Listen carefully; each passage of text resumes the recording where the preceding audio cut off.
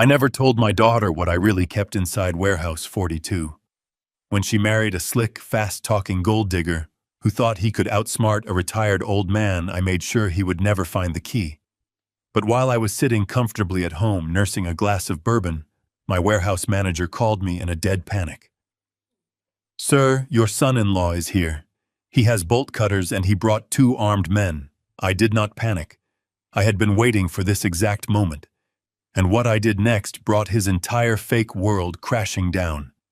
If you are connecting with my story, please hit the like button and subscribe to the channel so you do not miss my upcoming life stories.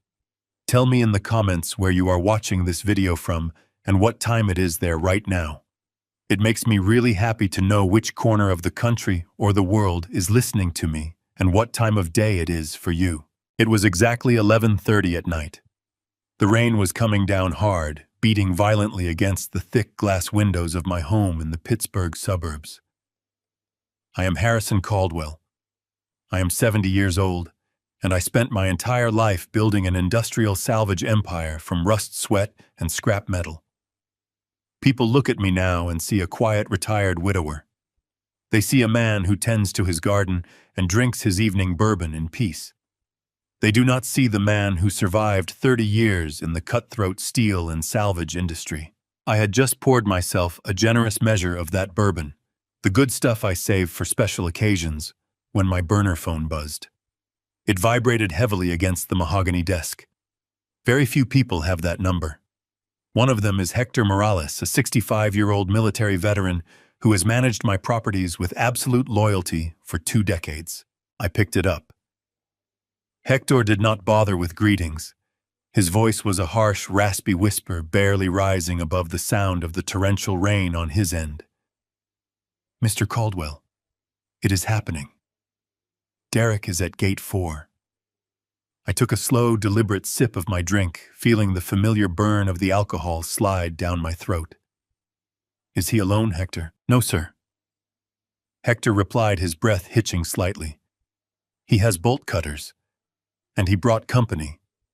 2 large men. They are armed. I can see the glint of handguns tucked into their waistbands." "What are your orders?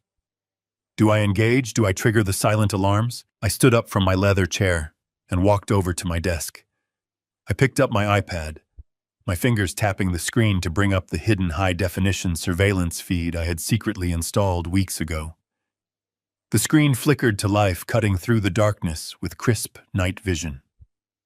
There he was, my son-in-law, Derek Thorne, the self-proclaimed venture capitalist, the man who wore suits that cost more than my first car, standing in the freezing mud of an industrial district, gripping a pair of heavy iron bolt cutters. I watched the rain plaster his perfectly styled hair to his forehead. I saw the desperate, greedy twitch in his jaw. "No, Hector," I said, my voice dead calm. "Do not engage. Do not call the police. I want you to pull all the perimeter guards back. Open the outer blind spots. Give him a clear path to the main loading dock." Hector hesitated for only a fraction of a second. He knew me too well to question my sanity.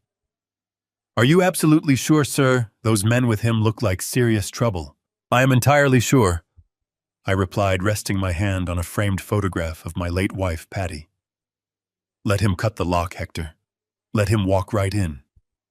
Tonight he digs his own grave, and I want to watch him jump inside." I hung up the phone and set it down.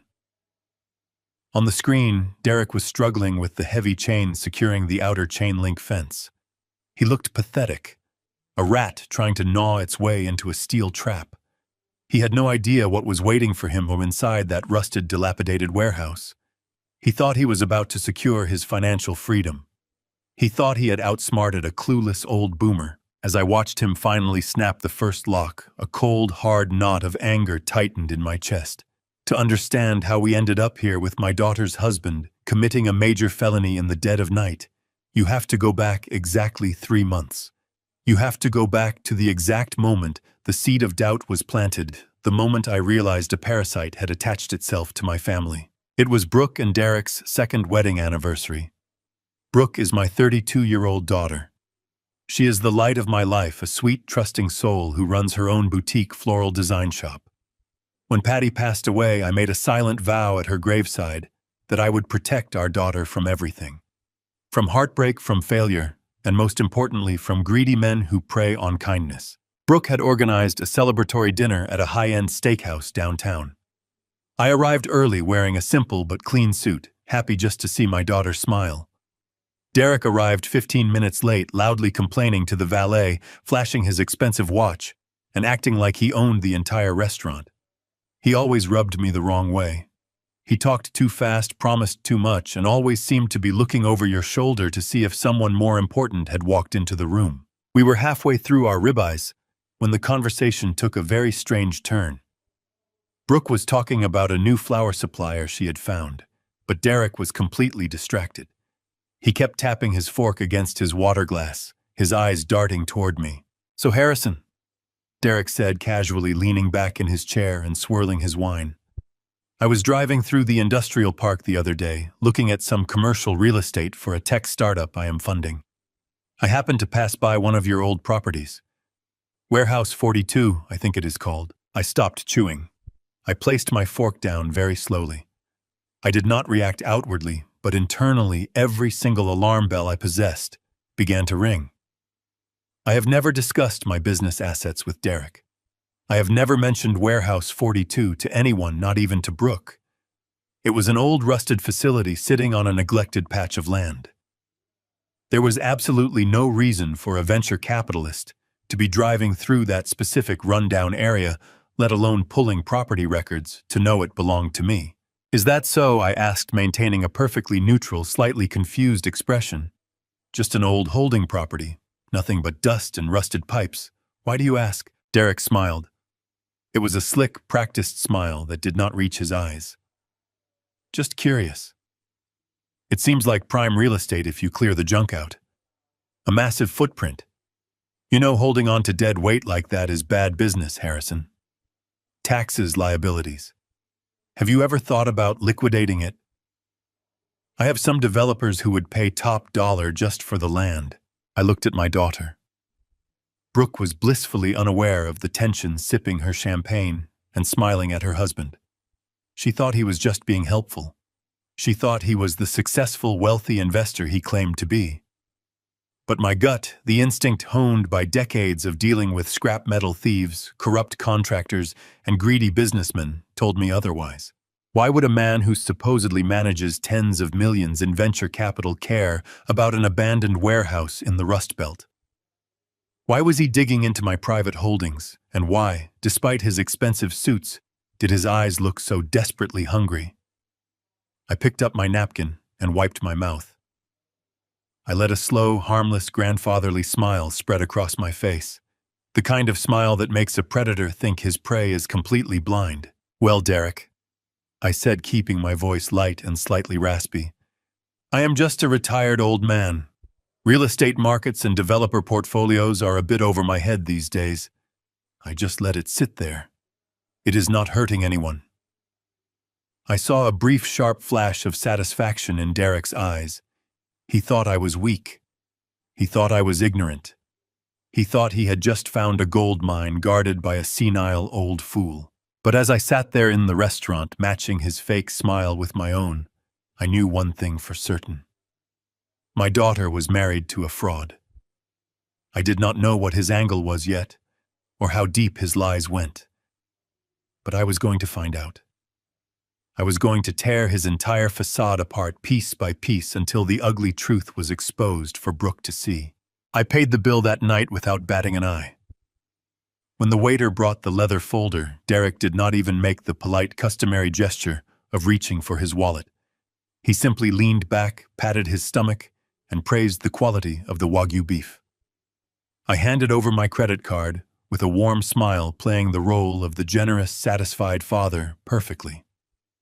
But beneath the table, my hands were clenched into tight fists. My knuckles, permanently scarred from decades of pulling jagged steel apart, throbbed with a dull ache. The ride home was quiet. The rain had stopped, leaving the streets of Pittsburgh slick and reflective under the amber glow of the streetlights. Driving my old reliable truck through the city, my mind drifted back to the early days. It is funny how people like Derek look at me now.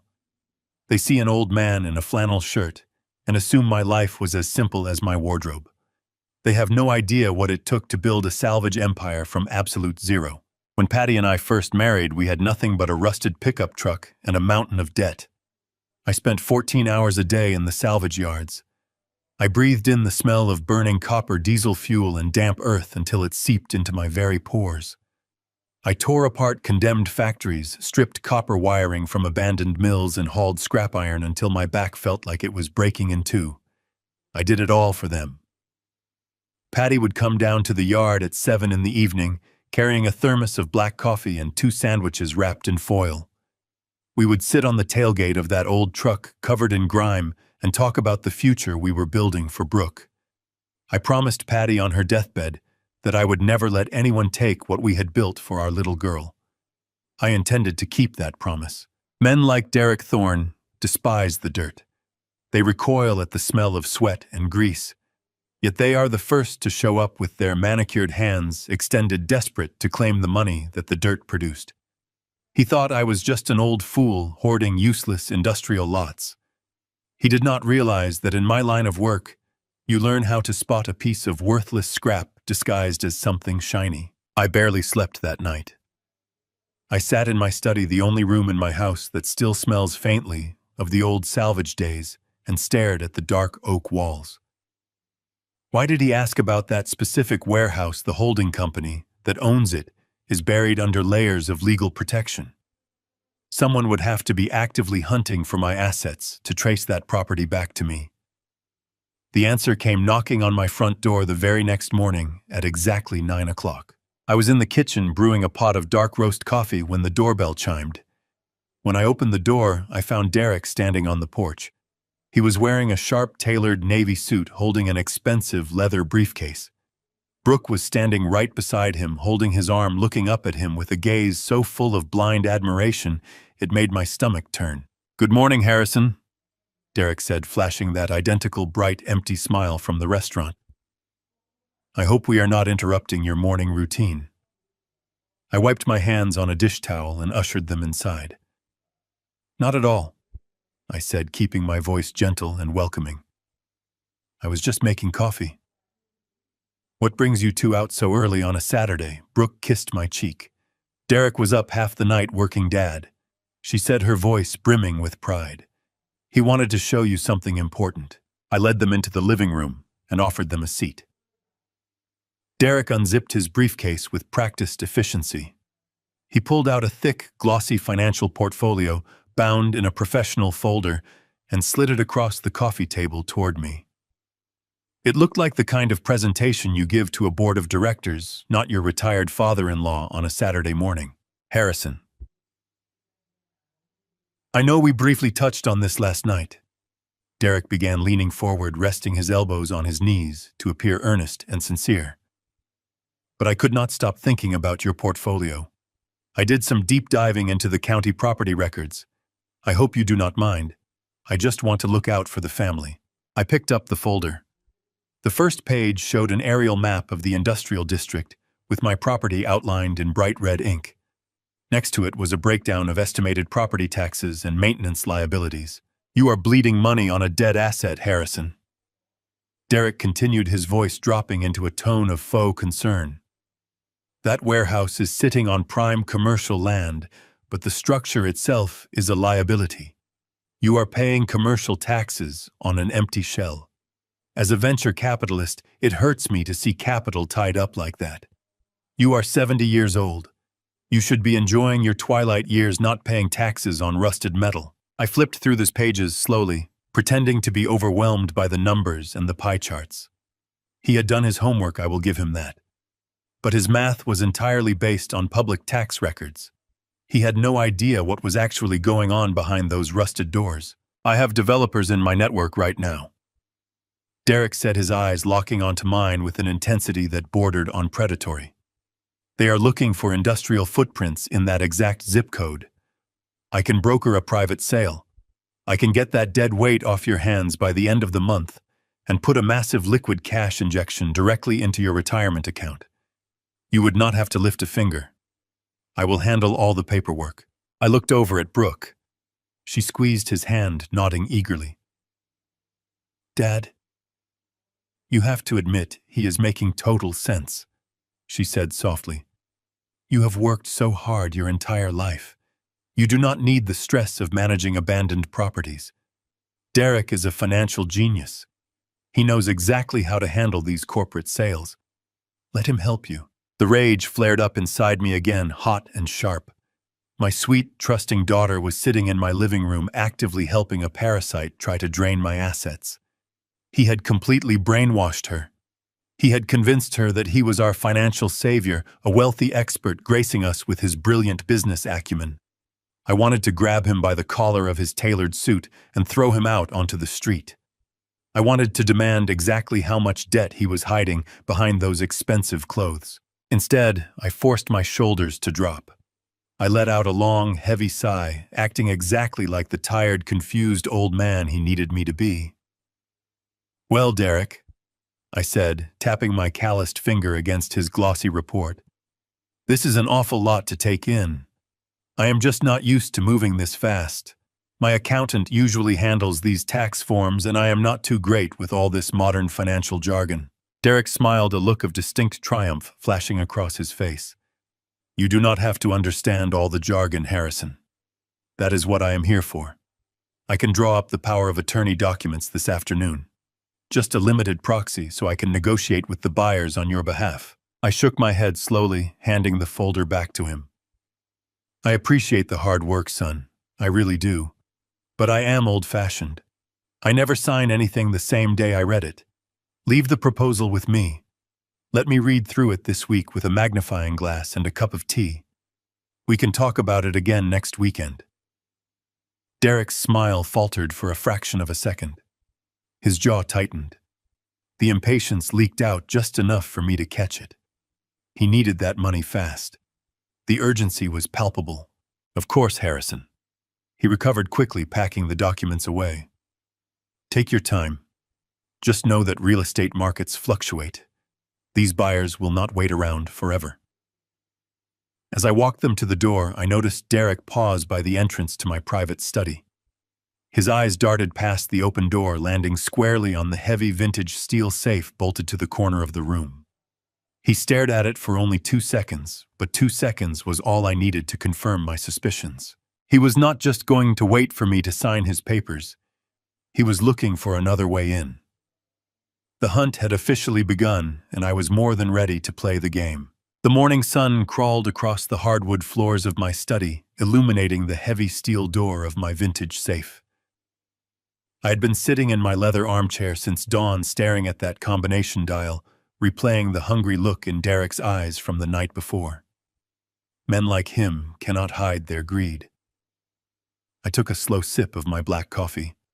The house was completely silent, exactly the way Patty and I used to enjoy our Sunday mornings. I was just about to head out to the garden to clear my head when the sharp chime of the front doorbell shattered the quiet. I glanced at the grandfather clock in the hallway. It was barely 8:30. Nobody drops by unannounced at this hour unless there is an emergency or they are selling something. I tightened my robe and walked to the foyer. Looking through the peephole, I saw my daughter Brooke and her husband standing on the porch. Derek looked like he had just stepped out of a financial magazine, wearing a crisp tailored suit despite it being a Sunday morning. He was clutching a thick, leather-bound portfolio tightly against his chest. Brooke looked tired, holding a cardboard tray of coffees, but she wore a strained smile. I unlocked the heavy door and pulled it open, pasting a look of pleasant surprise onto my face. "Brooke, sweetheart, what a surprise." I stepped aside to let them in. "You should have called. I would have put some breakfast together." "We brought pastries, Dad," Brooke said, kissing my cheek as she walked past me into the kitchen. "We know it is early, but Derek was up practically all night working on something for you. He was so excited he could not even wait for Monday." I turned to look at Derek. He stood in my foyer, radiating a false, energetic warmth. "Good morning, Harrison." he said, extending his hand. I am sorry for the ambush, but when an opportunity strikes, you have to grab it. I shook his soft manicured hand, feeling the stark contrast against my own calloused palms. I led him into the living room, gesturing toward the sofa. Derek sat down, placing his leather portfolio on the coffee table with a heavy thud. He unzipped it with practiced efficiency, pulling out a stack of high-gloss, professionally bound documents. He spread them out across the glass surface. I sat across from him, resting my hands on my knees, playing the part of the confused, aging father perfectly. Harrison, I know we briefly touched on this at dinner last night. Derek began, leaning forward to appear earnest and sincere. But I could not stop thinking about your holding properties. I did a deep dive into the county tax records. I hope you do not mind. I just want to look out for the family's future. I picked up the first folder. The cover page showed an aerial map of the industrial district with Warehouse 42 outlined in bright red ink. Next to it was a detailed breakdown of estimated property taxes, maintenance liabilities, and projected losses. You are bleeding money on a dead asset, Harrison. Derek continued, his voice dropping into a tone of deep, artificial concern. That warehouse is sitting on prime commercial land, but the structure itself is a massive liability. You are paying high commercial taxes on an empty shell. As a venture capitalist, it physically hurts me to see capital tied up like that. You are 70 years old. You should be enjoying your twilight years traveling, relaxing, not paying taxes on rusted metal and contaminated soil. I flipped through the pages slowly, pretending to be overwhelmed by the numbers and the colorful pie charts. He had certainly done his homework, but his math was entirely based on public tax records. He had absolutely no idea what was actually going on behind those rusted doors. I have developers in my private network right now. Derek said, his eyes locking onto mine with an intensity that bordered on predatory. They are looking for industrial footprints in that exact zip code. I can broker a private sale. I can get that dead weight off your hands by the end of the month and put a massive liquid cash injection directly into your retirement account. You would not have to lift a single finger. I will handle all the paperwork, the lawyers, the negotiations. Everything. Brooke walked into the living room, setting down a tray with the coffees and pastries. She sat next to Derek, wrapping her arm around his and looking at me with an expression that made my stomach churn. Dad, you have to admit he is making total sense, Brooke said softly, though there was a distinct edge to her voice. You have worked so hard your entire life. You do not need the stress of managing abandoned properties. You are not a young man anymore. Derek is a financial genius. He knows exactly how to handle these corporate sales. Let him help you. The passive-aggressive sting of her words hit me hard. She was looking at me like I was a relic, an old pack rat clinging to trash. You need to let go of the past, Dad. She continued, her tone patronizing. Those scrapyards, those dirty old warehouses, they belong to a different lifetime.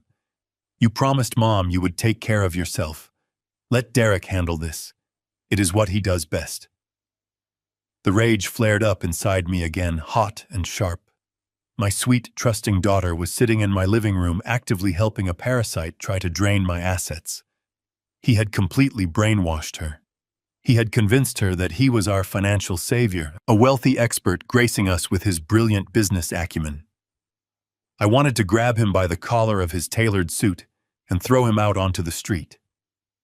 I wanted to demand exactly how much debt he was hiding behind those expensive clothes, but I forced my shoulders to drop. I let out a long, heavy sigh, acting exactly like the tired, confused old man he needed me to be. Well, Derek, this is an awful lot to take in, I said, tapping my finger against his glossy report.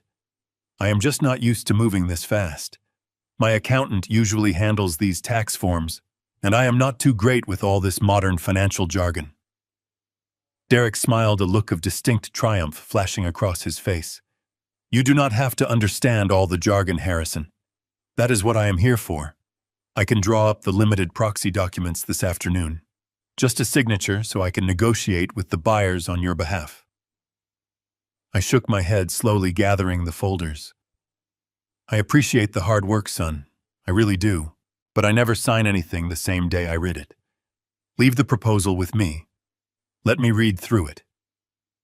Derek's jaw tightened slightly, but he kept his fake smile plastered on. Of course, Harrison. Take your time. Just remember, these buyers will not wait forever. The market is moving fast. I understand. I watched through this front window as Derek guided Brooke down the porch steps. He placed a hand on the small of her back, a gesture that probably looked like loving devotion to anyone else. But to me it looked exactly like a handler steering his mark. They climbed into his leased sports car, a vehicle I now suspected he could not actually afford, and pulled out of the driveway. The sound of the engine faded down the quiet suburban street, leaving me alone with the heavy, stifling silence of the empty house. I stood there for a long time, feeling a cold, bitter wave of disrespect wash over me. It was not just the arrogance of his financial presentation, or the slick, practiced way he tried to manipulate me into signing away a property I had bled for. It was the sheer audacity of coming into my home, eating the pastries my daughter bought, and looking at me as if I were nothing more than a decaying obstacle standing between him and a payday. He looked at me the way a vulture looks at a dying animal. I walked slowly back into the living room and picked up the glossy financial portfolio he had left on the coffee table. I tossed it into the trash can without a second thought. I did not need to read his fabricated numbers. I already knew exactly what he was trying to do. I made my way down this hallway to my private study, the room Derek had been eyeing just moments before. I closed the door behind me and walked over to the vintage steel safe bolted to the corner of the floor. It was a massive, heavy piece of iron manufactured back in the 1950s. The combination dial was worn smooth from decades of use. I ran my calloused hand over the cold metal, feeling the familiar, reassuring weight of it. This safe was a symbol of everything Patty and I had built. When we started the salvage business, we could not afford a proper banking setup. We kept our first earnings completely in cash, locked inside a small metal lockbox hidden under our bed. As the business grew, so did the risks. I bought this safe after our first major contract, a demolition job that took 6 months to complete. I promised Patty on the day we bolted it to the floor that I would always fill it with enough security to make sure Brooke would never have to struggle the way we did. Patty was a fierce, perceptive woman. She could spot a liar from a mile away. If she were still here, she would have seen right through Derek's expensive suits and hollow charm on the very first day Brooke brought him home for dinner. But Patty was gone, and the responsibility to protect our daughter fell entirely on my shoulders. I looked at the framed photograph of Patty sitting on my desk. Her warm, knowing eyes seemed to pierce right through the glass. "I will not let him break her, Patty," I whispered into the quiet room. "I will not let him take a single dime of what we built."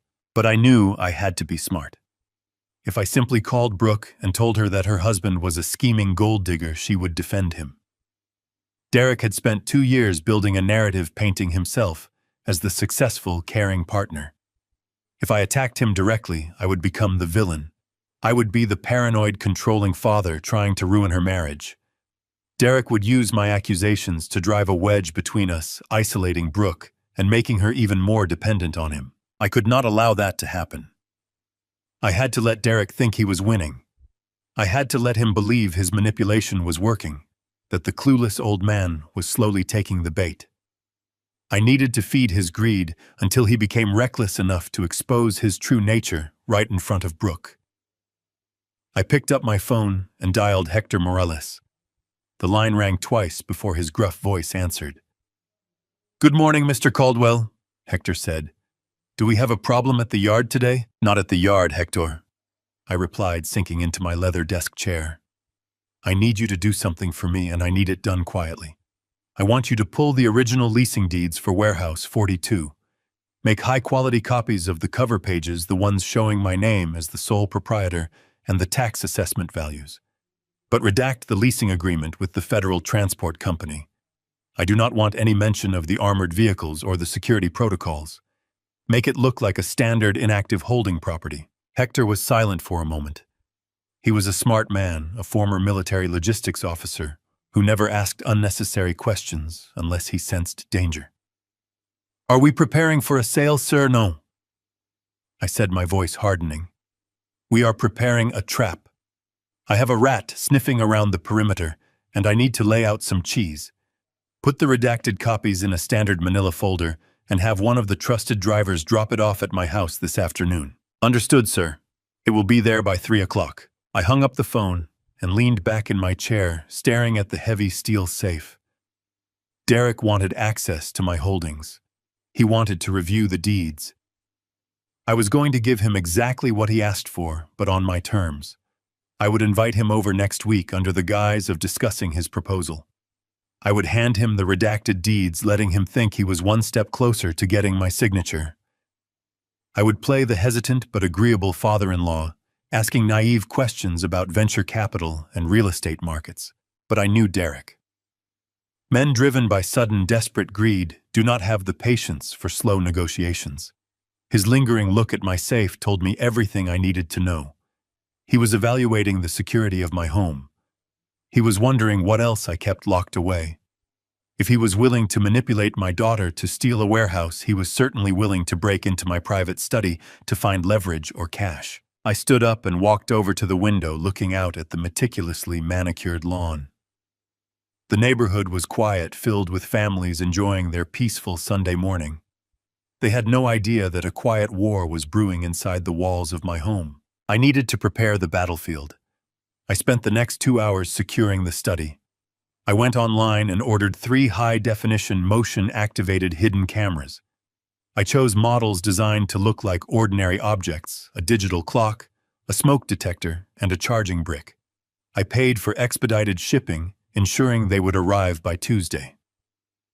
I planned to position them to cover every angle of the room, with a direct line of sight, focusing squarely on the vintage safe. Next, I decided to modify the safe itself. It contained important documents, family heirlooms, and a significant amount of emergency cash. I could not leave those assets vulnerable. I emptied the contents into a heavy duffel bag, intending to move them to a secure bank vault first thing Monday morning.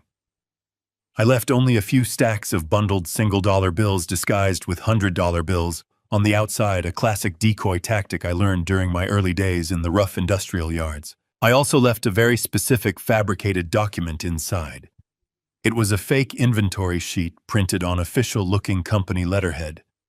The document detailed a fictional stockpile of unregistered industrial platinum currently being housed at Warehouse 42. It noted the estimated value at $15 million and mentioned an impending quiet liquidation sale.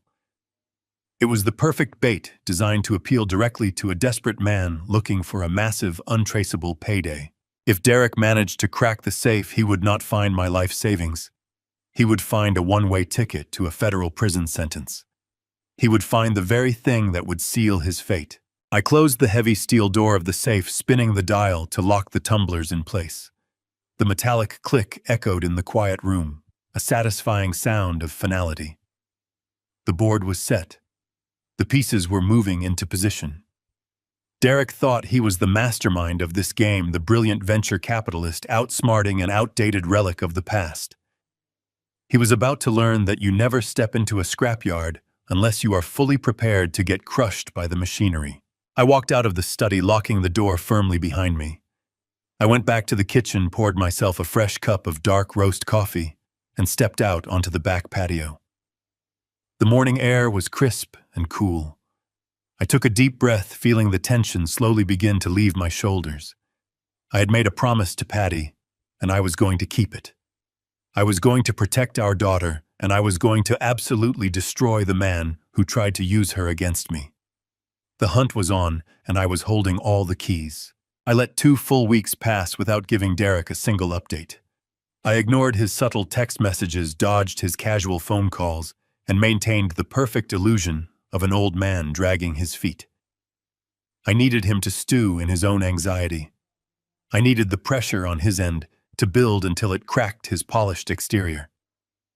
That crack finally appeared on a crisp Tuesday morning right in front of my daughter's flower shop. Brooke owned a beautiful little boutique in the historic district. She had poured her heart, her soul, and every ounce of her savings into that place. It always smelled of fresh eucalyptus, damp potting soil, and blooming lilies. I decided to drop by unannounced, bringing her favorite cinnamon scones from the bakery down the street. I parked my truck a block away and walked toward her storefront, enjoying the brisk morning air. But as I rounded the corner, the picturesque scene of her charming boutique was shattered by the harsh, grinding sound of heavy diesel machinery. A massive battered tow truck was backed aggressively into the loading zone right behind Brooke's shop. The hydraulic lift was already engaged, whining loudly as it hoisted the front tires of Brooke's custom-painted floral delivery van off the pavement. I quickened my pace, my heart giving a hard thump. Through the large glass windows of the boutique, I saw Brooke. She was standing on the sidewalk, wrapping her cardigan tightly around herself, her shoulders shaking. She was crying. A burly man in a high-visibility vest was standing next to the tow truck, holding a clipboard and looking completely unimpressed by her tears. I rushed forward, dropping the bakery box onto a nearby wrought iron bench. "Brooke, sweetheart, what is going on here?" I asked, wrapping a protective arm around her trembling shoulders. She looked up at me, her mascara slightly smudged beneath her eyes. "Dad, I do not understand." She sobbed, her voice cracking. "He says he is repossessing the van.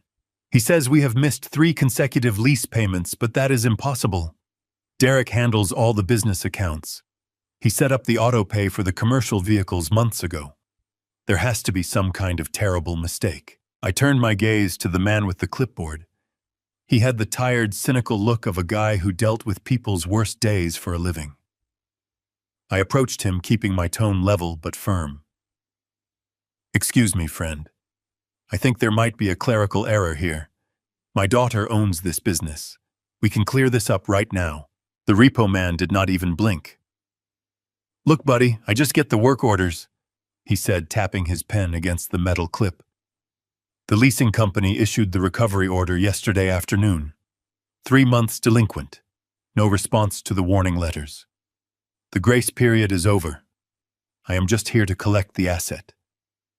You want to argue the numbers, call the bank." I reached into my breast pocket for my checkbook.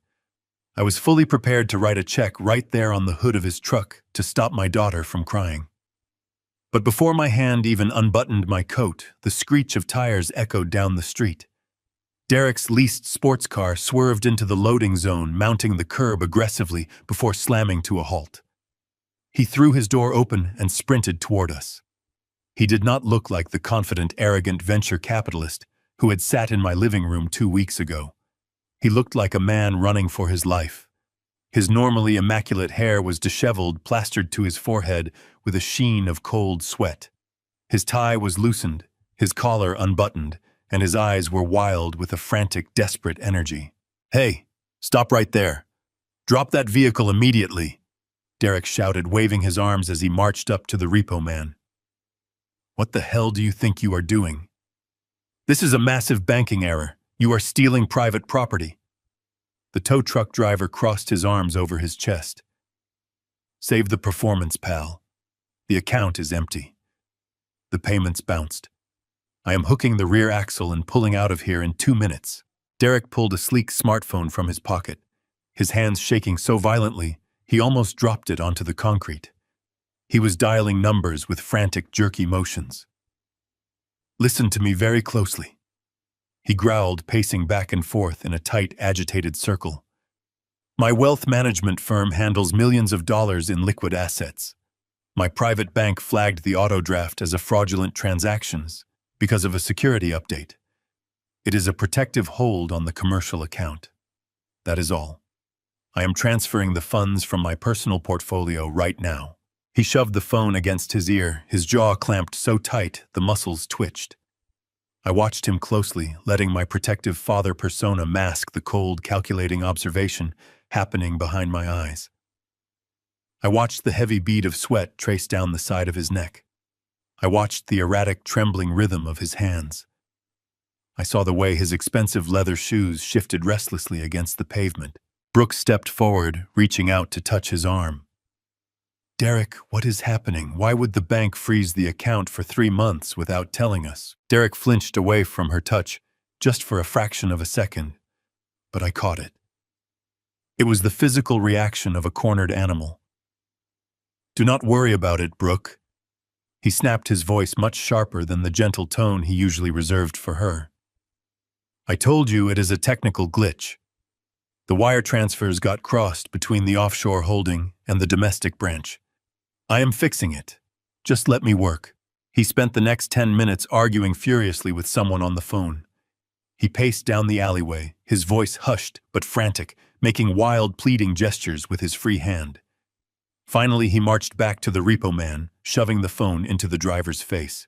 The driver listened for a moment, let out a loud, heavy sigh, and handed the phone back. Fine, he muttered, looking at Derek with absolute disgust. The agency just confirmed a manual wire transfer. You bought yourself 30 days, buddy. But if that wire bounces back, I am coming straight to your driveway next time. With a loud hiss of releasing pressure, the hydraulic lift lowered Brooke's delivery van back onto the pavement. The tow truck detached its heavy steel hooks and rattled away down the street, leaving a thick cloud of diesel exhaust in its wake. Brooke let out a massive breath, leaning against the side of her van. Oh my God, she whispered, rubbing her temples. That was terrifying. Derek, are you sure everything is okay with the business account? Derek forced a laugh, running a trembling hand through his ruined hair. He pulled Brooke into a tight hug, kissing the top of her head. Everything is perfectly fine, babe. I promise. Just a stupid clerical error at the bank. You know how these massive institutions operate. The algorithms flag a large transfer, and suddenly everything freezes. I will have my assistant yell at our account manager this afternoon. Brooke smiled, leaning into his chest, entirely comforted by his words. But as Derek looked over her shoulder, his eyes met mine. For one brief, unguarded second, the mask slipped completely. I did not see a wealthy investor looking back at me. I saw pure, unadulterated terror. He quickly plastered his fake, arrogant smile back onto his face and clapped his hands together. Well, crisis averted, he declared, his voice pitching an octave too high. Harrison, good to see you. Sorry for the morning drama. Just the trials and tribulations of high-level corporate banking, right? Right, I replied smoothly, picking up the bakery box from the bench and handing it to Brooke. High-level corporate banking. I hugged my daughter, kissed her cheek, and told her I would call her later. I walked back to my truck, unlocked the door, and slid into the driver's seat. I did not start the engine immediately. I just sat there, gripping the steering wheel, staring at my reflection in the rearview mirror. Millionaire venture capitalists do not get their wives' delivery vans repossessed over a technical glitch. Men who manage vast portfolios of liquid assets do not shake uncontrollably while trying to wire a few $100s to a collections agency. They do not pace like desperate addicts in a back alley. They do not look at a tow truck driver with absolute pants-wetting terror as if their life is on the line. Derek Thorne was not experiencing a banking error. He was drowning. He was suffocating under a mountain of debt, scrambling to plug holes in a sinking ship. He had drained Brooke's commercial accounts dry, leaving her completely exposed, completely vulnerable, and totally unaware of the financial ruin creeping up on her. My gut feeling had evolved from a simple suspicion into a hard, undeniable fact. My son-in-law was a desperate, dangerous fraud, and he was currently bleeding my daughter's business to death to keep himself afloat. He needed a massive infusion of cash to save his own skin, which explained exactly why he was suddenly so interested in liquidating my industrial warehouse. He was hunting for a lifeline, and I was going to hand him an anvil. That Friday afternoon, the doorbell rang. I opened it to find Brooke on my porch with an overnight bag, looking exhausted. Derek stood behind her, gripping a duffel, wearing a strained smile. They claimed a plumbing issue flooded their master bathroom and ruined the carpets in their townhouse. The property management company, Derek explained, needed the weekend to run industrial dehumidifiers. It sounded like a reasonable inconvenience, but I knew better. Millionaires do not pack their bags and flee to their father-in-law's guest room over a burst pipe. They check into a hotel downtown and let their insurance foot the bill. I smiled warmly, stepping aside, offering them the guest suite. I knew exactly why they were here. The plumbing issue was a fabricated excuse. Derek was running out of time. His creditors were circling, the repossession agency was breathing down his neck, and he needed unfettered access to my home. Having him sleep under my roof felt like inviting a venomous snake into my bed, but I played the gracious host. I cooked dinner, poured him a glass of scotch, and listened to him boast about phantom investment portfolios. Brooke leaned against his shoulder, blind to the frantic desperation radiating from him. By 10 o'clock, they excused themselves to bed. I waited until I heard the heavy oak door of the guest suite click shut. Then I retreated to my bedroom, leaving the door open just a crack. I did not sleep. I lay on top of my covers in the dark, fully clothed, listening to the ambient sounds of the house I had lived in for 3 decades. When you spend your life guarding scrapyards filled with valuable copper, you become a very light sleeper. You learn to differentiate between the harmless settling of a foundation and the deliberate footfalls of a trespasser. The house was silent for hours. The grandfather clock in the foyer chimed midnight, then 1 o'clock. The neighborhood was dead to the world. And then at exactly 14 minutes past 2 in the morning, I heard it. It was a subtle, muffled groan of wood. The 4th floorboard in the upstairs hallway right outside the guest suite has a distinct squeak if you step squarely on its center. I swung my legs over the edge of the mattress and stood up my bare feet, silent against the carpet. I did not turn on any lights. I moved through the shadows of my home with the practiced ease of a man who knows every angle of his territory. I crept down the stairs, my breathing slow and measured. The downstairs hallway was bathed in the pale glow of the moonlight, filtering through the high windows. I stopped at the bottom of the staircase, pressing my back against the cool plaster of the wall. Someone was moving around in my private study. The heavy mahogany door to the study was pushed open just a fraction of an inch. A thin beam of pale light sliced through the narrow gap, dancing across the hallway floor. I edged closer, leaning my head forward to peer through the crack.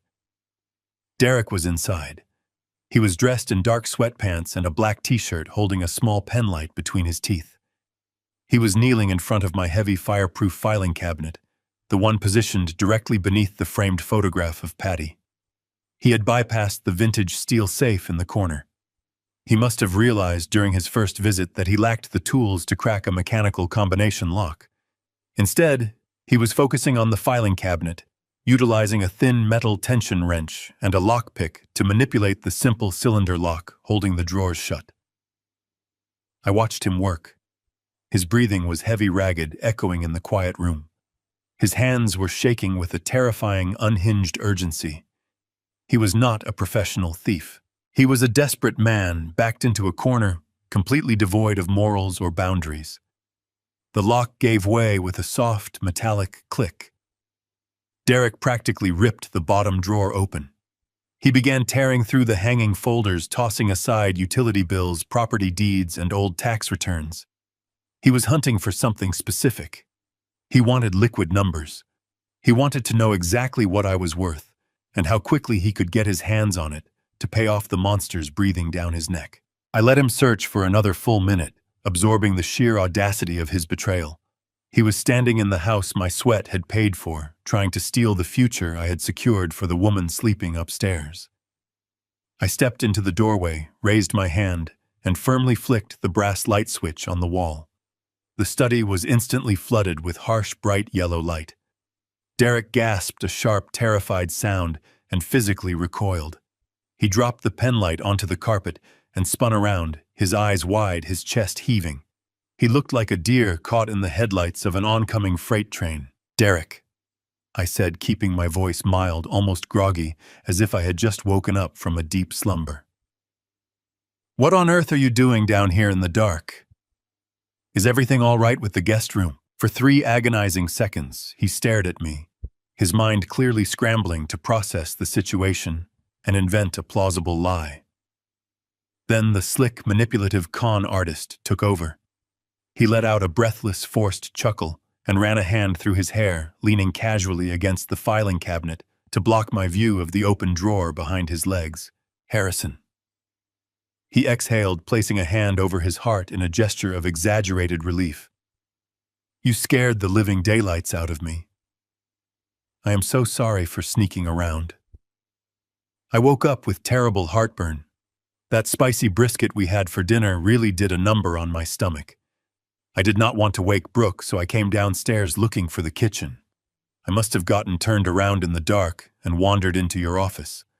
I was just trying to find a light switch. I smiled a gentle, accommodating smile that masked the absolute disgust boiling in my veins. Of course, son. I said, my tone dripping with fake sympathy.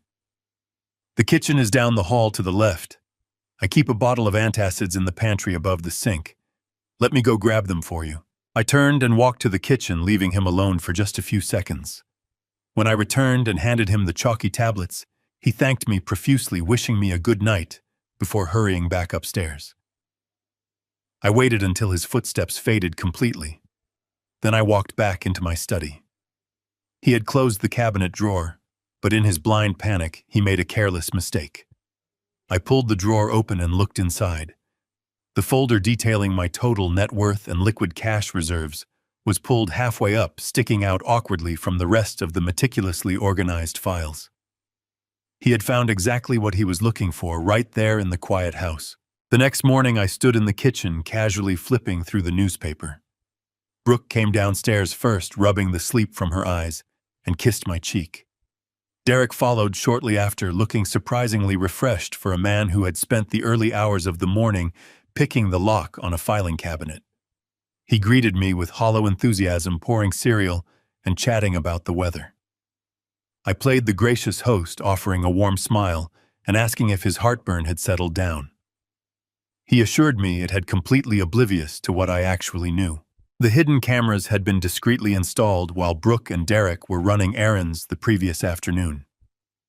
One was tucked inside a digital clock on the living room mantel, offering a sweeping view of the seating area. I knew how to rig a trap to catch a rat.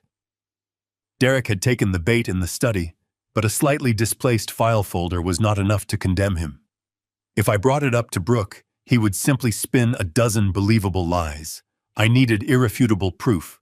I needed him caught in the act, captured on high-definition video, completely violating my trust. After breakfast, Brooke mentioned she needed a shower before a meeting. Derek said he was going to read in the living room. It was the perfect opportunity. I casually told them I was going for a walk. As I passed through the living room, I pulled my iPad from my briefcase. I unlocked the screen, leaving the auto lock disabled. I opened my email and pulled up a carefully fabricated message I had created the night prior. It looked like confidential correspondence from my wealth management bank. The subject read, "Urgent portfolio liquidation." The body detailed a fictional impending transfer of $7 million into a highly liquid checking account. It was the ultimate prize for a drowning man. I placed the unlocked iPad gently onto the center of the coffee table right next to Derek. I grabbed my walking stick, called out a cheerful goodbye to the empty hallway, and walked out the front door, pulling it shut with a loud, definitive click. I did not go for a walk. I walked 2 blocks down the street and slid into my truck. I pulled out my smartphone and immediately opened the secure application linked to my hidden cameras. The live feed buffered before snapping into crystal-clear, high-definition focus. I stared at the small screen, my breathing slow and steady, watching the silent movie play out inside my living room. For the first 2 minutes, Derek did nothing. He sat on the sofa holding a magazine, staring blankly. He was listening. He was waiting to ensure Brooke was upstairs, and I was genuinely gone. The faint sound of the running shower provided the all-clear signal. He lowered the magazine. His head snapped toward the coffee table, his eyes locking onto the glowing screen of my iPad. He stared at it as if it were a pile of gold bullion. The internal debate lasted only a matter of seconds. The sheer intoxicating lure of the fabricated email was simply too strong for him to resist. He leaned forward, casting a quick, paranoid glance over his shoulder toward the staircase. Seeing nothing but empty space, he reached out and snatched the iPad right off the glass table. The camera feed captured his face with agonizing clarity.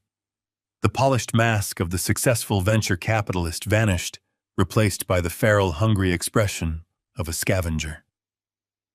His eyes darted across the screen, reading the fake email.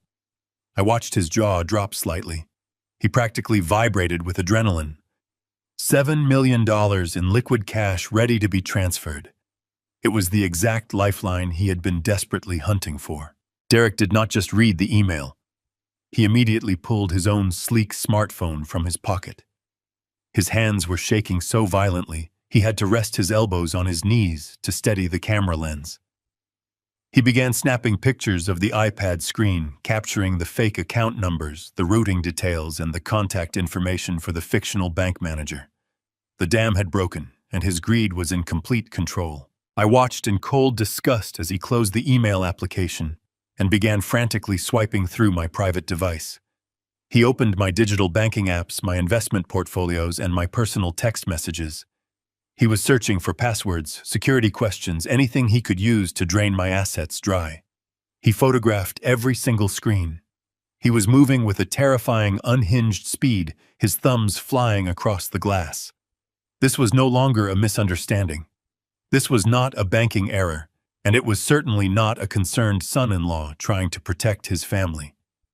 The plausible lie was utterly dead. I was watching a calculated predatory invasion of privacy. I was watching a thief meticulously planning the destruction of my life's work. My hands tightened around the steering wheel until the leather creaked. I felt a deep sorrow for Brooke. She was upstairs washing her hair, completely oblivious to the fact that the man she loved was actively trying to rob her father blind. Derek thought he had hit the ultimate jackpot. He thought he had stumbled upon the key to solving his massive financial failures. He had no idea that every frantic swipe was being recorded and stored on a secure cloud server, building an impenetrable wall of evidence against him. After 5 minutes of frantic digital pillaging, the sound of the upstairs shower must have shut off. Derek froze. His head snapped up.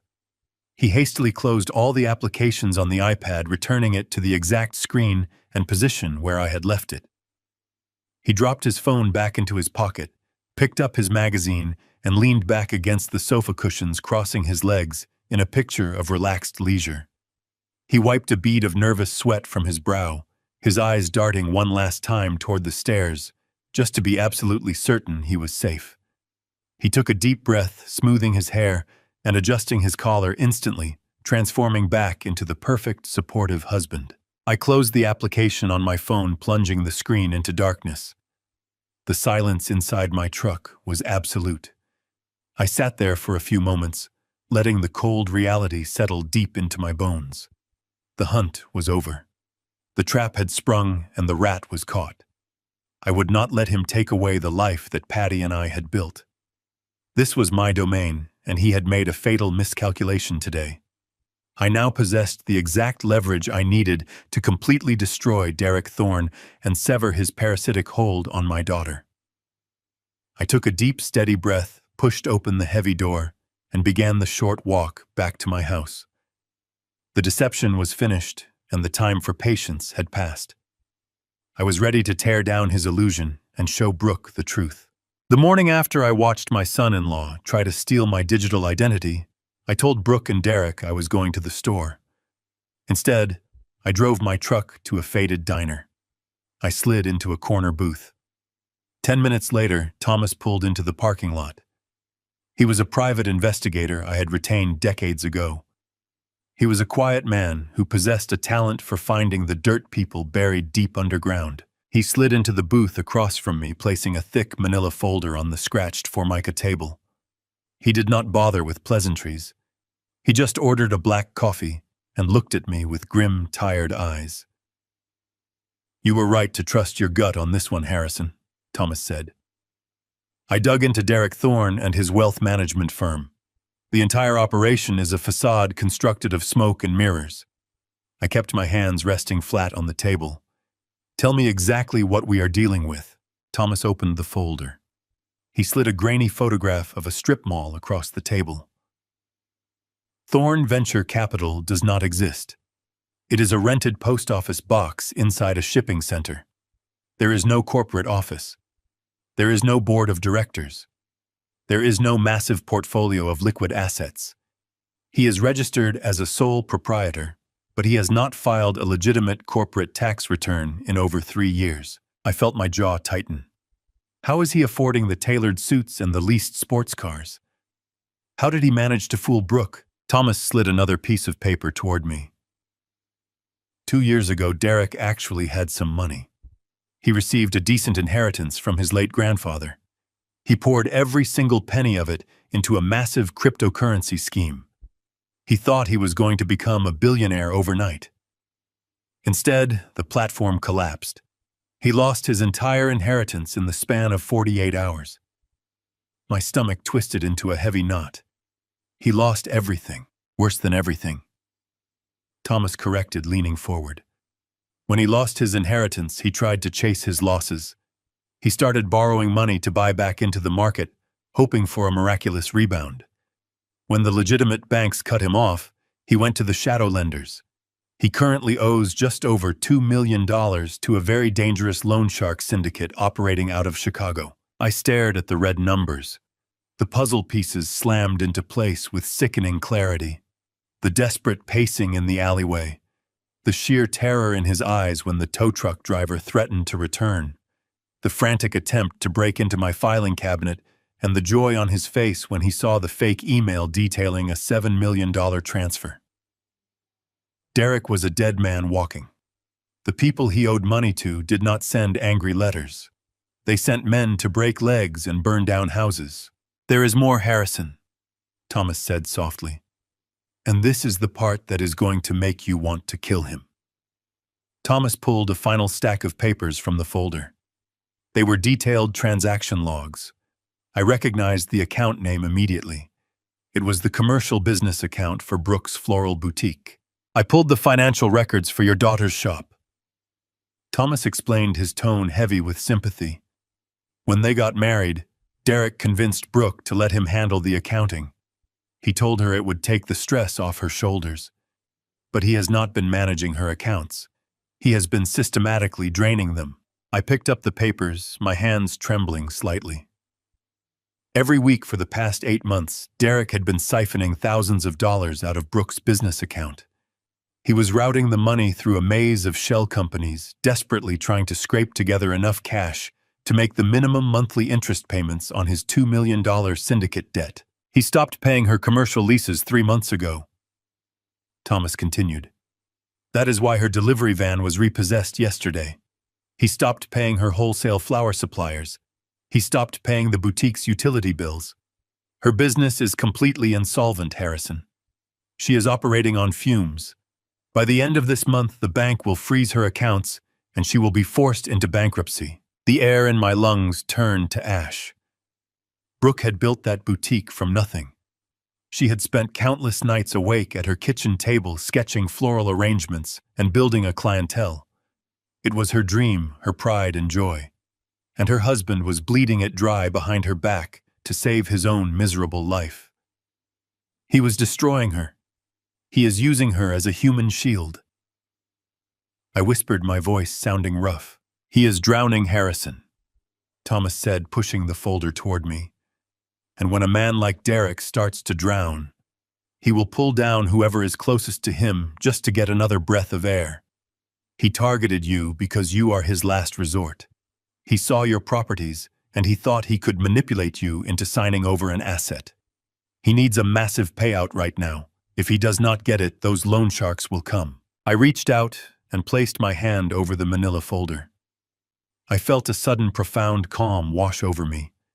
It was the same cold, calculating focus I used to feel when I was standing in the scrapyard, preparing to dismantle a massive, dangerous piece of machinery. There was no room for error.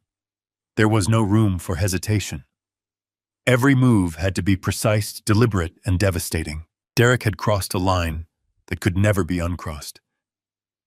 He had manipulated my daughter's heart. He had stolen her hard-earned money. He had brought the shadow of violent, dangerous criminals right to our doorstep. He had looked me in the eye and smiled while he actively planned the destruction of my family. "Thank you, Thomas," I said, sliding the folder into my briefcase. "You did exceptional work. What are you going to do?" Harrison Thomas asked, watching me closely. "If you need me to contact the authorities, I have friends in the Financial Crimes Division. We can have him arrested for fraud before the end of the week." I shook my head slowly, finishing my coffee. "No. The authorities would just put him in a cell. That is too easy. That is an escape. If he goes to prison now, Brooke will think it is a mistake. She will think he was just a businessman who got in over his head. She will visit him. She will pity him. I need her to see exactly who he is. I need her to see the monster hiding behind the tailored suit." I slowly slid out of the booth and stood up, gripping the handle of my briefcase. I walked out of the diner and back to my old truck. I placed the folder on the empty passenger seat right next to the iPad that contained the video of Derek trying to rob me blind. The hunt was officially over. It was finally time for the execution. I pulled out of the diner parking lot and merged onto the interstate, heading straight for the busy downtown business district.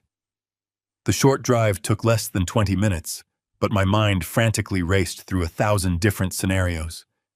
The manila folder and the silver iPad sat on my passenger seat like unexploded ordnance. I parked my old truck in the underground garage of a sleek glass high-rise and took the private elevator up to the 14th floor. Mitchell Gallagher had been my corporate attorney and trusted confidant for over 25 years. He was the man who navigated the complex legal waters when Patty and I first expanded our salvage operation into a multi-million-dollar enterprise. Mitchell was a shark in a tailored suit, a man who believed in the absolute power of an ironclad contract. His secretary ushered me immediately into his spacious corner office. Mitchell stood up from behind his massive oak desk, a warm smile crinkling the corners of his eyes, but his expression sobered the moment he saw my face. He knew me too well. He knew the difference between a social visit and a man preparing for war. "Sit down, Harrison," Mitchell said, gesturing to the heavy leather chairs opposite his desk. "You look like you are about to tear a building apart with your bare hands. What is going on?" I did not waste time with pleasantries. I opened my briefcase, took out the thick manila folder Thomas had given me, and placed it squarely on his pristine desk. Then I set the iPad right next to it, pulling up the hidden camera footage from my living room. "I want you to review these financial logs, Mitchell. And then I want you to watch this video," I said, my voice eerily calm. "Take your time. I will wait right here." Mitchell frowned, picking up the heavy folder. He adjusted his silver-rimmed glasses and began to read. For the first few minutes, the only sound in the office was the steady ticking of his antique wall clock and the crisp rustle of turning pages. I watched his professional composure slowly crack. His jaw tightened. His eyes narrowed in sheer disbelief. When he reached the transaction logs detailing the systematic draining of Brooke's business account, he let out a low, harsh breath. He set the papers down and pressed play on the iPad screen. He watched the high-definition footage of my son-in-law, frantically photographing my fabricated banking details, swiping through my personal data like a desperate, starving scavenger. When the video ended, Mitchell pushed the tablet away as if it were contaminated. He took off his glasses and rubbed the bridge of his nose, looking at me with an expression of profound, chilling gravity. "Harrison, this is absolutely catastrophic," Mitchell said, his voice dropping into a hushed, urgent register. "This man is not just a fraud. He is actively committing grand larceny against your daughter. He is attempting to breach your secure financial networks. And if what these investigative reports say about his $2 million debt to the Chicago syndicate is true, he is bringing incredibly dangerous, violent criminals directly into your family's orbit. We cannot wait a single second on this." Mitchell reached for his desk phone, his fingers hovering over the keypad. "I am calling the Financial Crimes Division right now. I have a contact at the Federal Bureau who handles syndicate-related extortion and fraud. We hand over this folder, we hand over the video, and they will have Derek in handcuffs before dinner. We can freeze his assets, secure Brooke's remaining business capital, and get a protective order in place by tomorrow morning. Put the phone down, Mitchell, I said, my voice slicing through the quiet room like a razor. Mitchell froze, staring at me in sheer, unadulterated disbelief. Harrison, did you not hear a word I just said? The man owes $2 million to literal loan sharks. He is bleeding Brooke completely dry. If he realizes the bank transfer he photographed on your tablet is a fake, he will panic.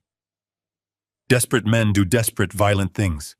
We have to bring the police into this immediately.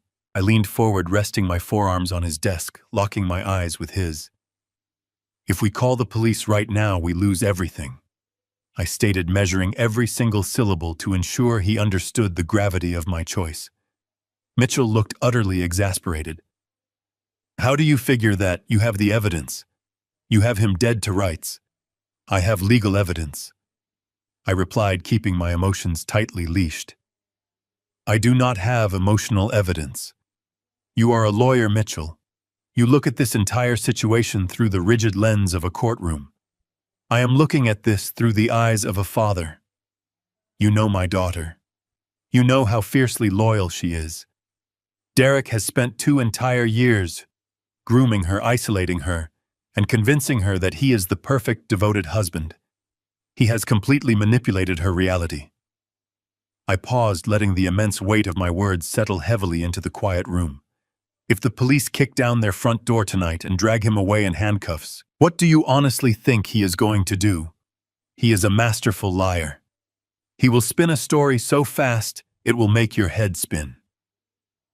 He will tell Brooke that I set him up because I never liked him.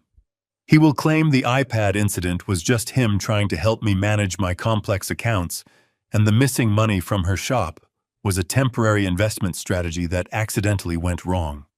He will play the absolute victim. He will cry, he will beg, and he will convince her that her paranoid, controlling father framed him simply to ruin their marriage. Mitchell slowly lowered his hand from the black phone receiver. He leaned back in his heavy leather chair, his expression softening as the harsh reality of the psychological dynamic finally sank in. She would absolutely defend him, Mitchell murmured, shaking his head. She would defend him to her last breath. I confirmed, feeling a dull ache in my chest. She would pool whatever money she has left to hire him a costly defense attorney. She would turn her back on me, and he would use her blind loyalty to drag this out in the courts for years. He would drain her dry while fighting the charges, and I would lose my daughter forever. I cannot afford a partial victory. I promised Patty I would protect our girl, and throwing Derek in a cell while he still holds her heart is not protection. It is an absolute disaster. So what is your play? Harrison Mitchell asked, lacing his fingers together over his desk. I am going to build an inescapable trap, I said, my tone hardening. I am going to hand him the rope, and I am going to build the gallows right in my living room. Brooke needs to see his monstrosity with her own eyes. She needs to watch the mask fall off completely, leaving him exposed without room for manipulation. I left Mitchell Gallagher sitting silently behind his massive oak desk, still staring at the frozen iPad screen as if it were a highly venomous snake. The drive to the industrial zone felt like crossing into another world, thick with the smell of diesel exhaust and burning copper. This was the empire built on rust and sweat that Derek Thorne thought he could steal. I pulled my truck through the heavy chain-link gates of the primary salvage yard. The hydraulic crushers were deafening. I carefully parked near our main corrugated steel hub. Hector Morales was already waiting for me on the loading dock. Hector had been my warehouse manager for 22 years. He ran the operation with military precision. He did not ask questions as I led him inside the dusty back office. "Close the door, Hector," I said, tossing my briefcase onto the battered metal desk. "And turn off the main radio. I need absolute silence for this."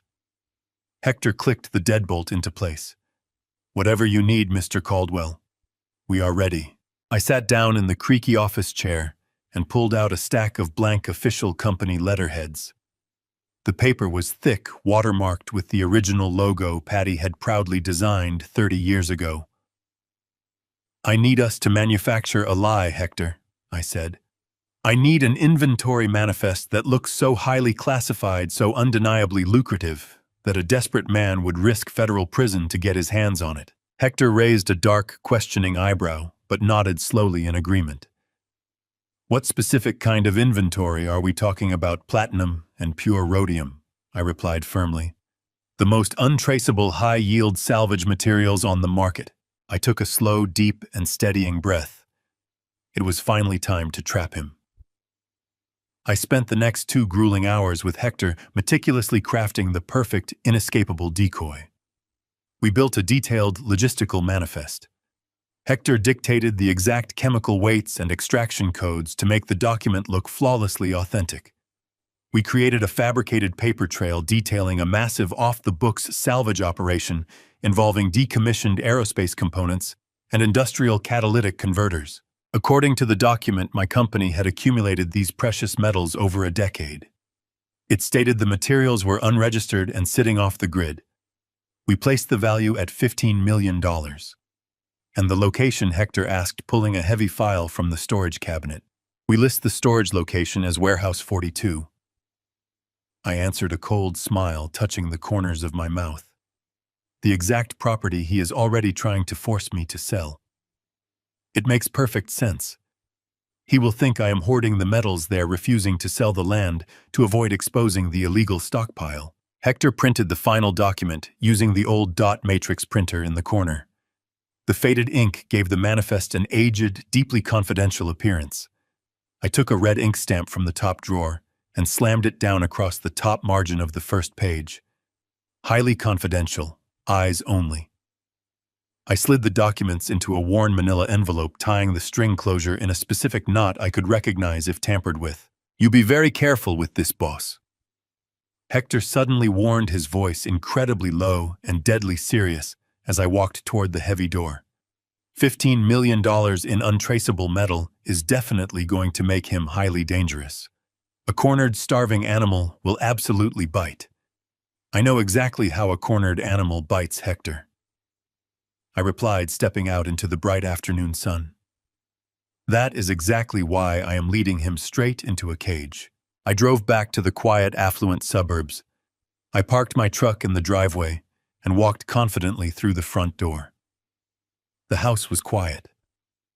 Brooke had left a note on the kitchen counter saying she and Derek had gone to the boutique to deal with the tow truck agency and figure out their banking error.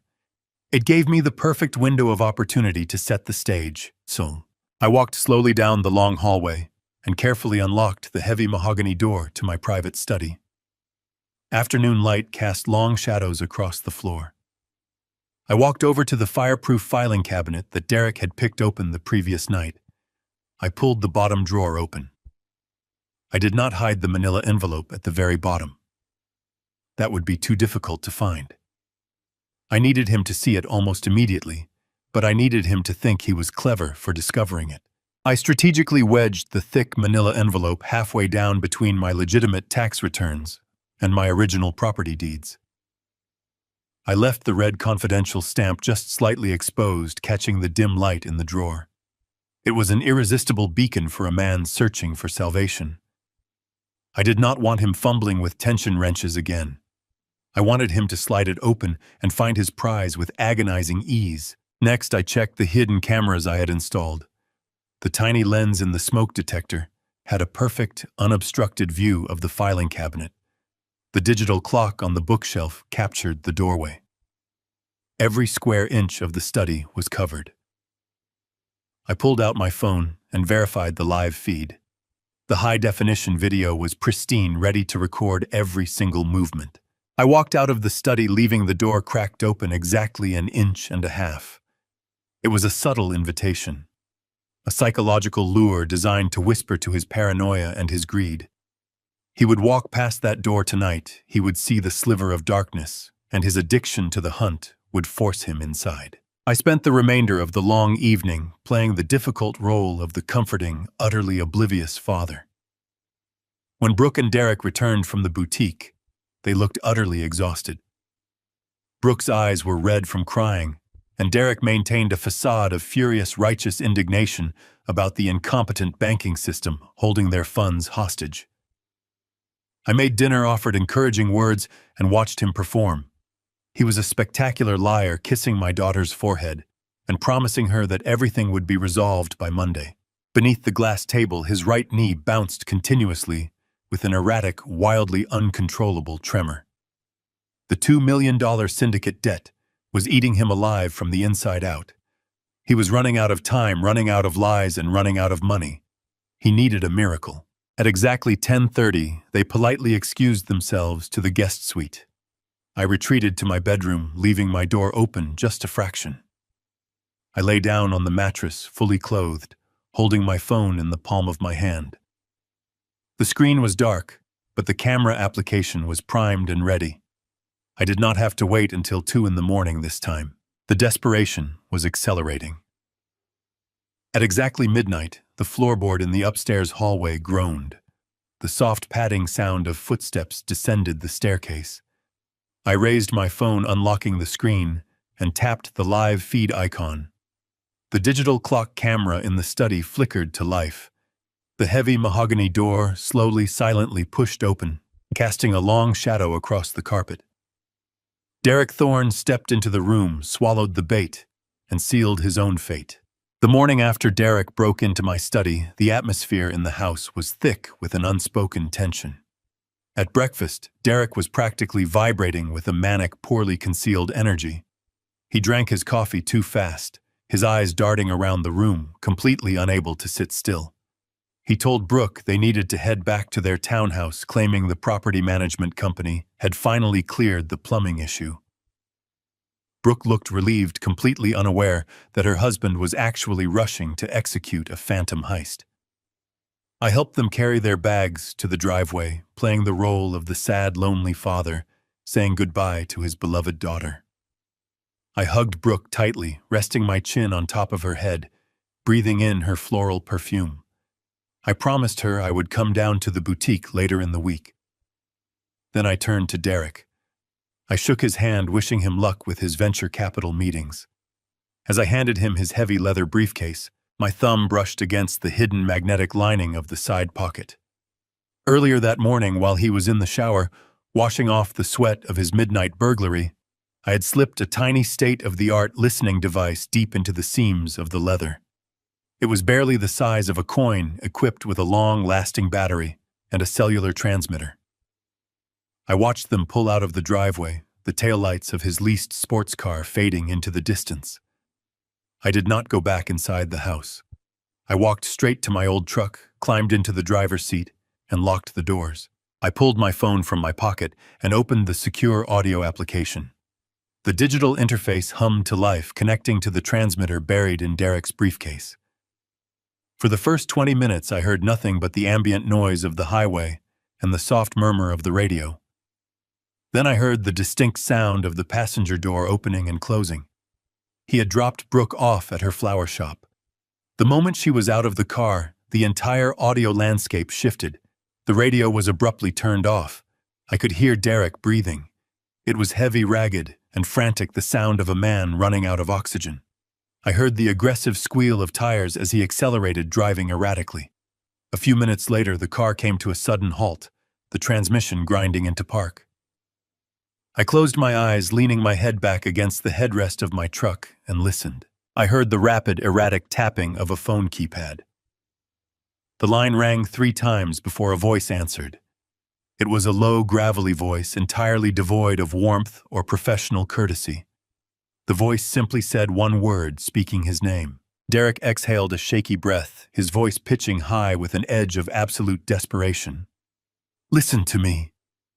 He pleaded, the words spilling out of his mouth in a frantic rush. "I know the payment is late. I know we are past the grace period. But you have to listen to me right now. I just found the ultimate score. I have the solution to everything. It is bigger than anything we ever discussed." The gravelly voice on the other end cut through his panic like a blunt knife. "We are not interested in your empty promises, Thorne. We gave you 2 weeks to liquidate the wife's business assets. You missed the deadline. The boss is out of patience. You owe $2 million. You have 48 hours to deliver the cash, or we are sending a crew to your house to collect our payment in flesh." No, you do not understand. Derek yelled, his voice echoing sharply inside his car. I am not talking about the flower shop. That place is completely drained. There is nothing left to squeeze out of it. I am talking about $15 million in unregistered, untraceable industrial platinum. The line went dead silent for a moment. I could practically feel the heavy, dangerous shift in the atmosphere through the audio feed. Explain. The loan shark commanded, his tone suddenly sharp and attentive. Derek swallowed hard, his breathing shuddering into the microphone. My father-in-law. He is an old scrap metal hoarder. He owns a dozen industrial properties around the city. I thought he was just a clueless old man sitting on useless real estate. But I got into his private study last night. I found his confidential holding manifests. He has been stockpiling decommissioned aerospace components and catalytic converters off the books for a decade. He has a massive cache of pure platinum and rhodium sitting in a secure facility right outside the city limits. Warehouse 42. I saw the official paperwork with my own eyes. It is completely off the grid. The government does not know it exists. Are you telling me this old man is sitting on 15 million in raw metal and you can get to it? The loan shark asked, a predatory edge creeping into his voice. I can get you full access. Derek insisted, his words tripping over each other in his rush to save his own skin. He is old and trusting. He is practically begging me to manage his assets. Give me 3 days. Just give me 72 hours. I will get the keys to the warehouse. I will give you the exact coordinates, the security codes, and the layout. You send your crew in with transport trucks and you take the entire stockpile. We fence the metal, you take your 2 million, you take an extra million for the trouble, and I keep the rest. It is a clean, untraceable ghost job. There was another long, suffocating pause. I sat in my truck, my hands gripping the steering wheel. The leather groaned under the immense crushing pressure of my fingers. I was listening to the man who shared a bed with my daughter actively broker a massive criminal heist against my family. He was selling me out to violent thugs to save his own miserable life. 3 days. The loan shark finally agreed, his voice cold and menacing. You have 72 hours to deliver the warehouse access. If you are lying to us, Thorne, if this is another one of your pathetic delays, we are not just going to break your legs.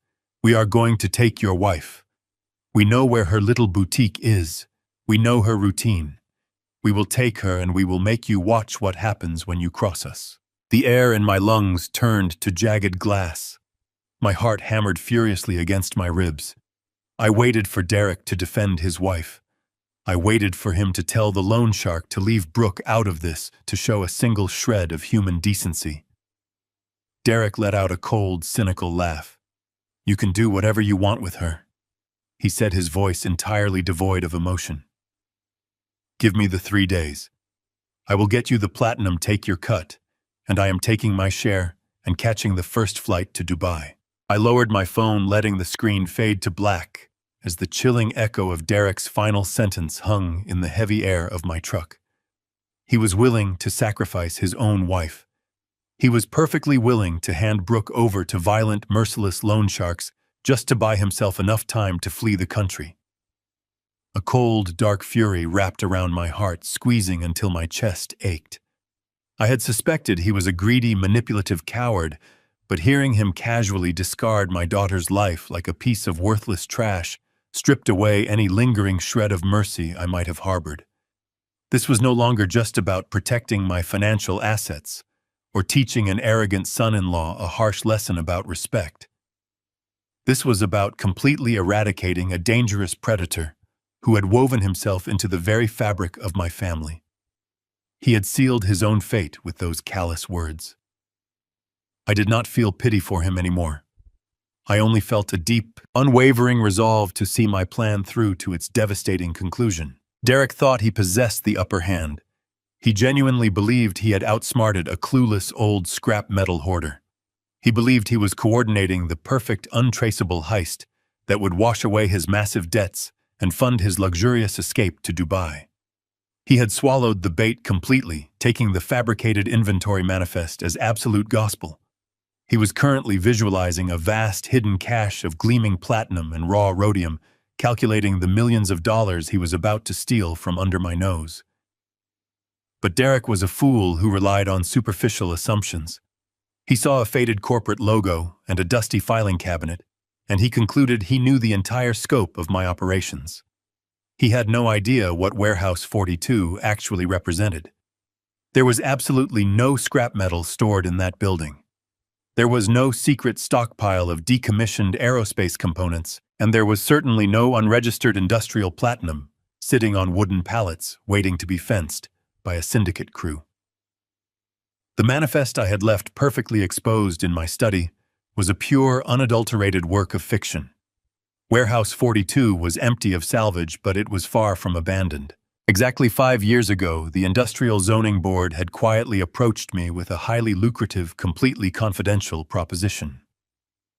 My primary scrapyards were situated on prime, easily accessible industrial acreage, but Warehouse 42 was isolated, positioned at the very end of a dead-end service road, flanked by dense concrete barriers and an old, disused rail line. It was an eyesore to the public, but it was a tactical goldmine for anyone requiring absolute privacy and heavy security. I had leased the entire structure and the surrounding 3 acres to Federal Armored Transport.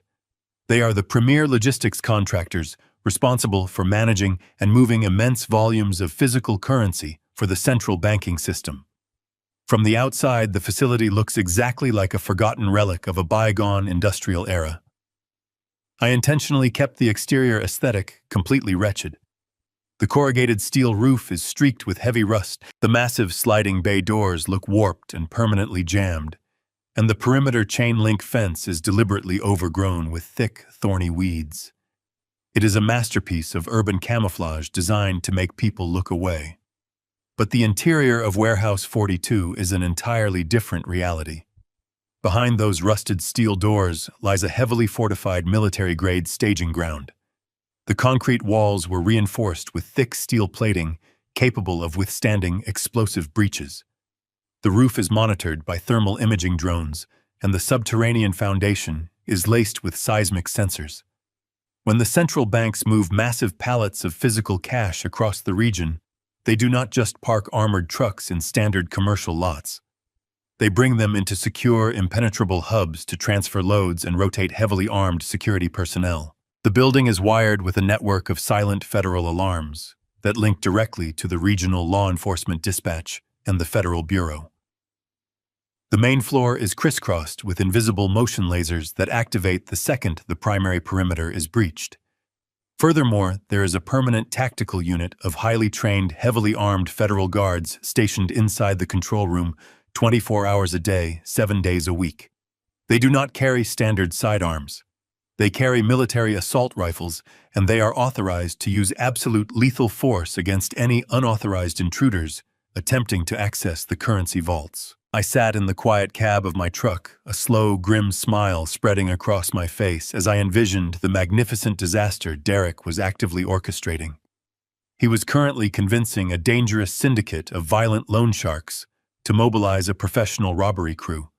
He was giving them stolen coordinates, promising them a soft target, guarded by an oblivious old man and a few rusty padlocks. He was preparing to lead heavily armed thugs directly into the jaws of a supreme federal stronghold. By breaking into Warehouse 42, Derek Thorne was not merely orchestrating a simple burglary. He was not just stealing from his wealthy father-in-law to cover his massive cryptocurrency losses.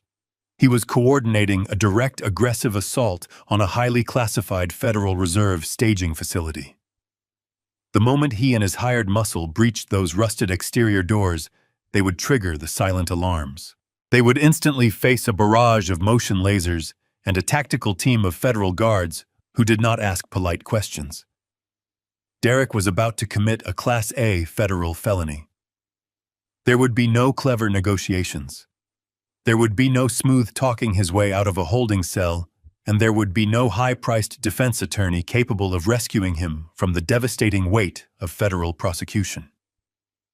The government does not negotiate with individuals who attempt to raid their central banking transport hubs. They bury them under decades of mandatory minimum sentences in maximum security penitentiaries. He wanted the ultimate score to secure his escape to Dubai, and instead I was handing him a one-way ticket to federal prison. He had callously decided to let my beloved daughter rot with her bankrupt flower shop, completely unconcerned about the emotional and financial devastation he was leaving in his wake. Now he would be the one rotting behind thick iron bars, surrounded by the very criminals he had foolishly tried to double-cross. The trap was flawlessly designed, absolutely inescapable, and primed to snap shut the very second he made his move. I turned the key in the ignition, listening to the steady, comforting rumble of my engine. I shifted the truck into drive and pulled slowly away from the curb. The countdown had officially begun. I had given him exactly 72 hours to hang himself. Every single piece was now perfectly arranged on the massive chessboard. I was going to thoroughly enjoy watching every last second of his spectacular and utterly undeniable downfall. He had dared to threaten my family, assuming I was weak and blind. He was about to learn that true power operates silently, striking only when victory is guaranteed. 72 hours passed with the agonizing slowness of a ticking bomb. During those 3 days, I watched Derek operate with a manic, terrifying efficiency. He spent hours locked in the guest room making hushed phone calls and finalizing the logistics of his massive betrayal. He fed Brooke a steady diet of charming lies, assuring her that his sudden late-night meetings were simply the final hurdles before a massive venture capital breakthrough. Brooke absorbed every word. That Friday night, Derek announced he had a mandatory after-hours dinner with an international investor. He kissed her cheek and drove away to coordinate a violent robbery. I waited exactly 2 hours after his departure. At 1:45, I walked into the living room, where Brooke was curled up on the sofa reading a book. I told her to put her coat on. I told her we needed to take a drive. She looked up at me, her brow furrowed in genuine confusion. She gestured toward the grandfather clock in the hallway, pointing out the late hour, and protesting that she was already dressed for bed. I did not raise my voice, nor did I offer room for negotiation. I simply told her that I had found something belonging to her mother. Something deeply important regarding Patty and her old neighborhood, and I needed to show it to her right now. The mention of her mother was the only key capable of bypassing her resistance. Brooke sighed, setting her book aside with a mild groan of annoyance, and pulled a heavy wool coat over her shoulders. She followed me out to the driveway and climbed into the passenger seat of my heavy utility vehicle. The drive was cloaked in a thick, oppressive silence. Brooke stared out the window as we left the pristine lawns of our affluent suburb behind. The smooth asphalt of the residential streets gave way to the cracked roads of the industrial district. The bright streetlights faded, replaced by flickering lamps that cast a yellow glow over the decaying landscape. Brooke shifted uncomfortably in her leather seat. She asked where we were going, her annoyance morphing into a subtle anxiety. I kept my eyes fixed firmly on the road ahead. I told her to be patient. I told her that some truths could only be understood when viewed in the absolute dark. I navigated the labyrinth of abandoned factories with practiced ease.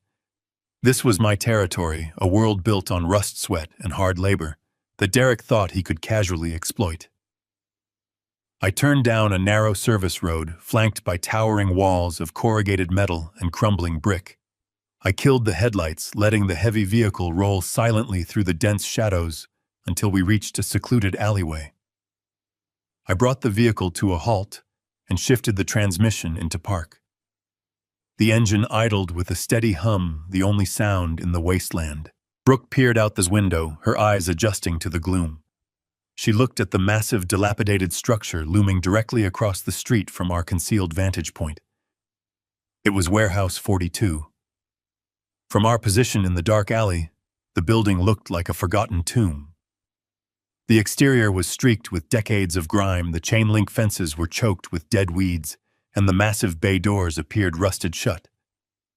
Brooke turned to me, her face pale in the dim light of the dashboard. She demanded to know why I had brought her to a condemned scrapyard in the middle of the night. She asked what this could possibly have to do with her mother. I did not answer her immediately. I reached into my thick leather briefcase resting on the center console.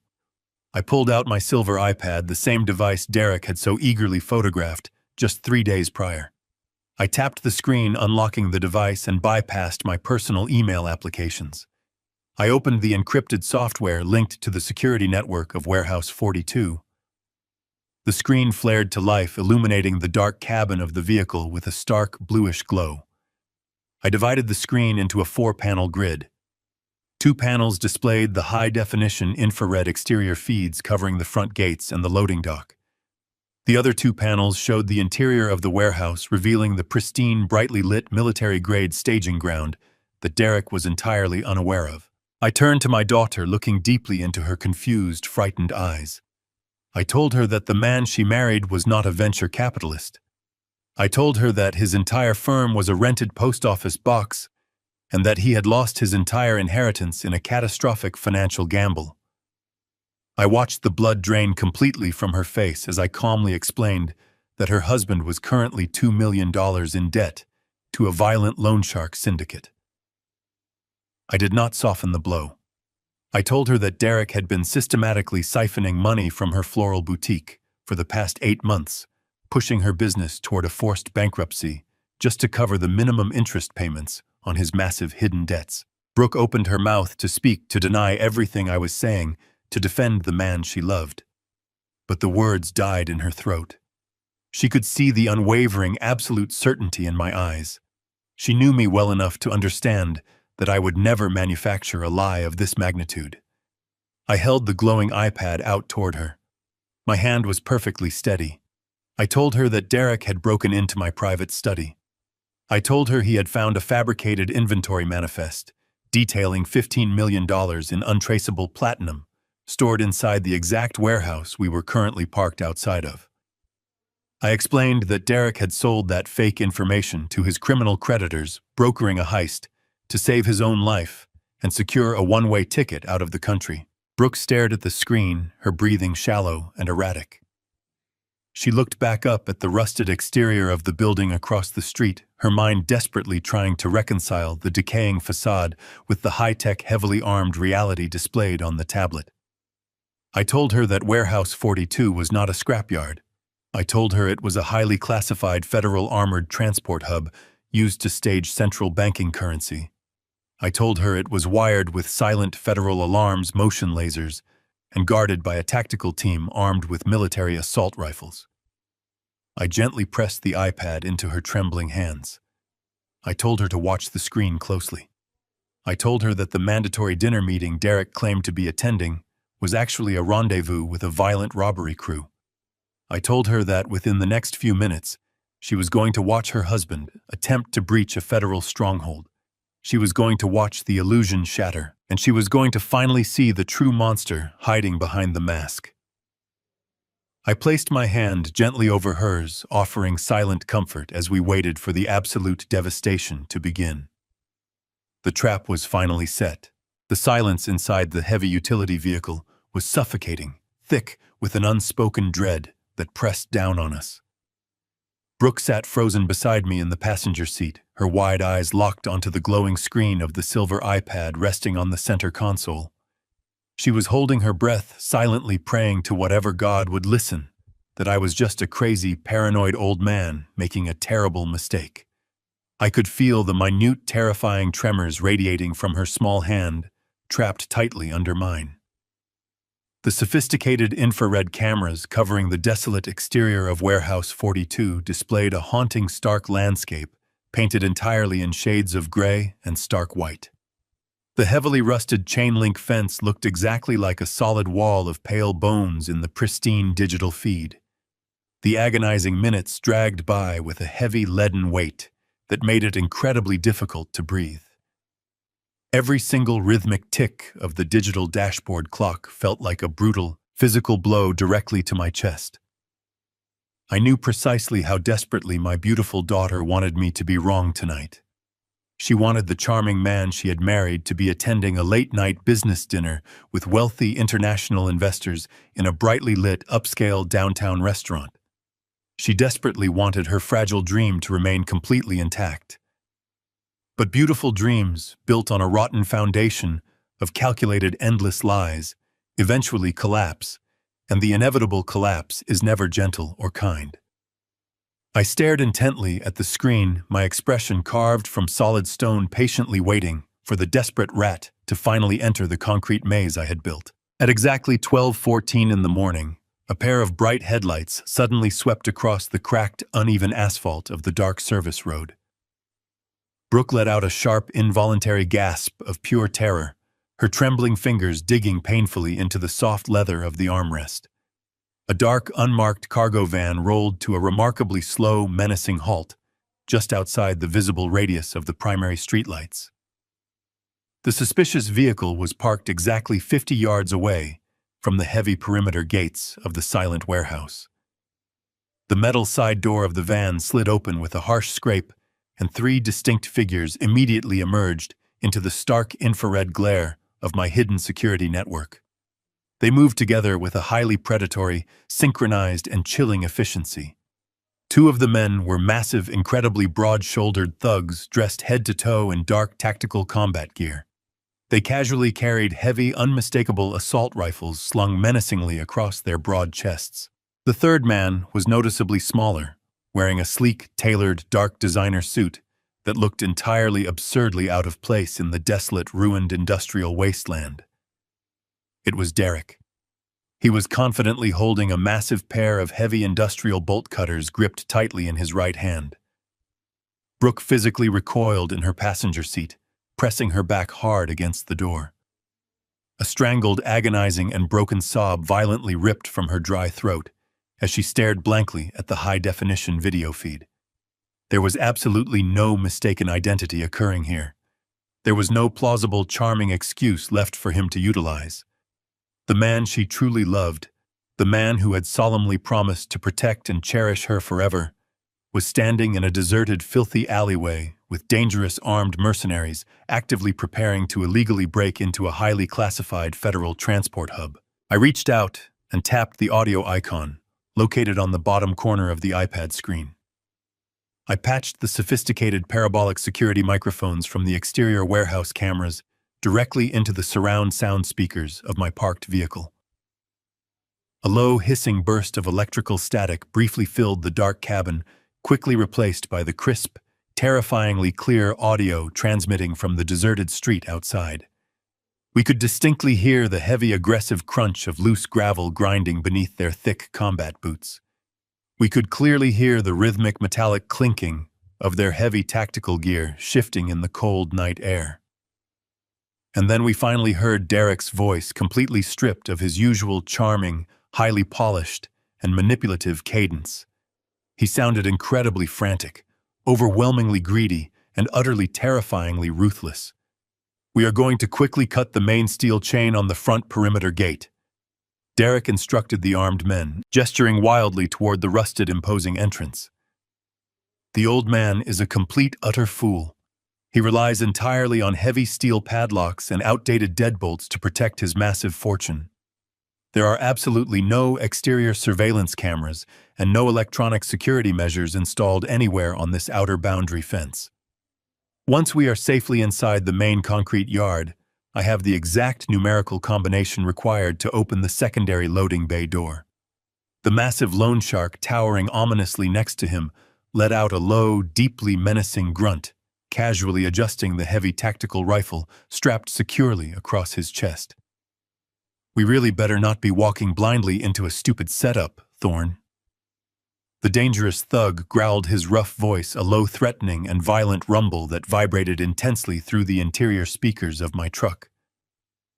"If this massive building is actually empty, you are definitely not walking back out of this dark alleyway alive tonight." Derek scoffed loudly, letting out a cold, highly arrogant sound that made my devastated daughter physically flinch in her seat. "It is definitely not empty," Derek replied confidently, his rising tone dripping with sheer, unadulterated, and sickening greed. I saw the actual highly confidential inventory manifests with my own 2 eyes. The pure platinum is stacked right inside the primary holding bay. We will quickly load the heavy pallets directly into the back of the cargo van, and we will disappear completely before sunrise. The second armed thug stepped forward aggressively, resting a massive gloved hand heavily on the rusted chain-link fence. "And what exactly about your wife?" he asked casually, turning his head to look at Derek. "Are you absolutely sure she is not going to immediately file a missing persons report with the local police when you do not come home tonight? A massive police investigation is going to bring intense heat we really do not need right now." Derek did not even hesitate for a single fraction of a second. The ultimate betrayal flowed freely from his mouth with an effortless, breathtaking, and monstrous cruelty. "Once we grab the platinum, I am out." Derek stated firmly, his cold words echoing clearly through the dark cabin of my truck. "Block Brooke's number. She has absolutely no idea what is actually going on. Let the dumb broad rot with her bankrupt flower shop." The silence inside my vehicle was completely absolute, stunning, and profound. Brooke stared blankly at the screen, her beautiful face completely drained of color. The perfect illusion she had fiercely protected shattered instantly into a million irreparable pieces. She let out a long, agonizing wail, collapsing forward helplessly, her delicate shoulders trembling, with violent, uncontrollable sobs. I immediately reached across the center console, wrapping my strong arms tightly around my devastated daughter. "I promised your mother I would never let a man destroy your life and get away with it," I whispered very fiercely. We sat in the suffocating darkness of the heavy utility vehicle. Brooke slowly pulled back from my chest. Her tears had stopped, replaced by a cold, hollow numbness that settled deeply into her eyes. She wiped her face with the back of her trembling hand and turned her gaze back to the glowing screen of the silver tablet, and then to the dilapidated structure looming across the street. We watched in absolute silence as the three men moved with calculated precision toward the primary entrance of Warehouse 42. Derek walked with a false, arrogant swagger, completely convinced of his own manufactured brilliance. The two massive mercenaries flanked him, their heavy tactical boots crunching softly against the gravel. Derek stopped at the main gate. The thick chain securing the rusted iron fence looked formidable, but it was nothing more than a fragile illusion. He raised the heavy industrial bolt cutters, locking the steel jaws around the center link of the chain. He leaned his entire body weight into the handles. A sharp metallic snap echoed through the silent alleyway, perfectly captured by the sensitive parabolic microphones, and broadcast directly into the cabin of my truck. The severed chain fell heavily to the dirt. Derek pushed the iron gate open. It protested with a long, agonizing screech of ungreased hinges. The armed thugs scanned the deserted perimeter, their assault rifles raised, completely unaware that multiple high-definition thermal cameras were currently tracking their every single heartbeat. They crossed the 50 yards of cracked, weed-choked concrete. Derek led the way toward the massive, corrugated loading bay door. This was the exact spot he believed held his ultimate salvation. He pulled his smartphone from his tailored suit pocket. I knew exactly what he was looking at. He was reviewing the photographs he had stolen from my study, staring at the fabricated access codes I had specifically designed for him. He approached the rusted keypad mounted on the brick wall beside the door. He punched in the numerical sequence with eager, trembling fingers. A heavy hydraulic clunk reverberated from deep within the belly of the building. The massive steel door slowly began to roll upward on its thick industrial tracks, grinding against the concrete. Derek took a confident step forward, a victorious smile spreading across his face. He was fully expecting to walk into a dark, quiet room overflowing with wooden pallets of raw platinum and untraceable rhodium. He expected to find his freedom. He stepped across the threshold, his expensive leather shoes crossing the invisible plane of the motion lasers. The response was absolutely instantaneous and completely devastating. The trap did not just spring, it violently exploded. Before Derek could even take a second step, Massive banks of military-grade floodlights ignited simultaneously across the entire perimeter of the yard. The sudden intense brilliance turned the pitch-black night into an artificial blinding daylight. The light was so fierce and aggressive that Brooke and I had to physically shield our eyes. A split second later, the deafening, bone-rattling wail of a federal emergency siren erupted from the rooftop of the warehouse. The sound was a physical force, a terrifying rhythmic shriek designed to disorient and paralyze. On the security screen, Derek froze. His victorious smile vanished instantly, replaced by a mask of sheer, unadulterated panic. He dropped his smartphone to the concrete, raising his arms to shield his eyes from the blinding glare. The two hardened mercenaries behind him instinctively raised their assault rifles, their tactical training kicking in as they desperately searched for targets in the chaotic light. But their criminal experience also allowed them to immediately recognize the terrifying reality of their situation. This was not a poorly guarded scrapyard. They had walked blindly into a highly fortified federal stronghold. Heavy steel tactical doors swung open on all sides of the warehouse yard. Dozens of highly trained, heavily armored federal guards poured out into the glaring light. They moved with terrifying speed and absolute military precision, forming a tight, inescapable perimeter around the three intruders. They did not carry standard sidearms. They carried high-powered, short-barreled assault rifles, and every single weapon was raised and locked firmly onto their targets. A booming, amplified voice echoed through a heavy loudspeaker, cutting cleanly through the wailing siren. Federal Armored Transport. Drop your weapons immediately, or you will be shot. Do it now. The mercenaries were violent men, but they were not suicidal. They instantly realized they were vastly outgunned and hopelessly outmaneuvered by federal authorities. Without a single moment of hesitation, they dropped their heavy rifles. They let their weapons fall onto the concrete, interlaced their fingers behind their heads, and slowly dropped to their knees. They knew the penalty for threatening a federal transport guard was a guaranteed death sentence. Derek, however, completely unraveled. The polished, manipulative venture capitalist simply ceased to exist. The man who had callously planned to abandon his wife to violent loan sharks was instantly reduced to a pathetic, terrified shell. He dropped the heavy bolt cutters, the tool clattering loudly against the pavement. He did not simply kneel. His legs gave out completely. He collapsed onto the cold, hard ground, falling directly into a shallow puddle of muddy water. Dozens of glowing red laser sights instantly tracked across his chest, dancing wildly over the lapels of his expensive designer suit.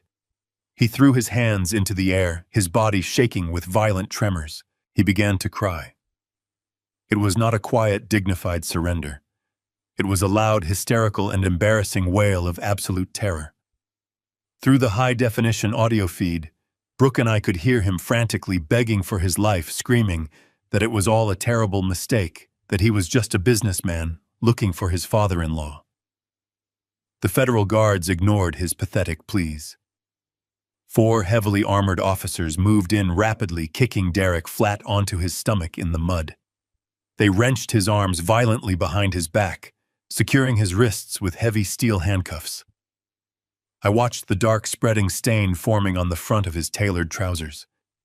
In the face of actual immediate consequence, Derek Thorne had lost complete control of his bodily functions. He had literally wet himself in the mud, crying like a frightened child, while federal agents stripped him of his freedom. I turned slightly to look at my daughter. Brooke was staring intently at the iPad screen, completely mesmerized by the pathetic, humiliating spectacle unfolding on the concrete. There was no pity left in her eyes. There was no lingering trace of love or affection for the man begging in the mud.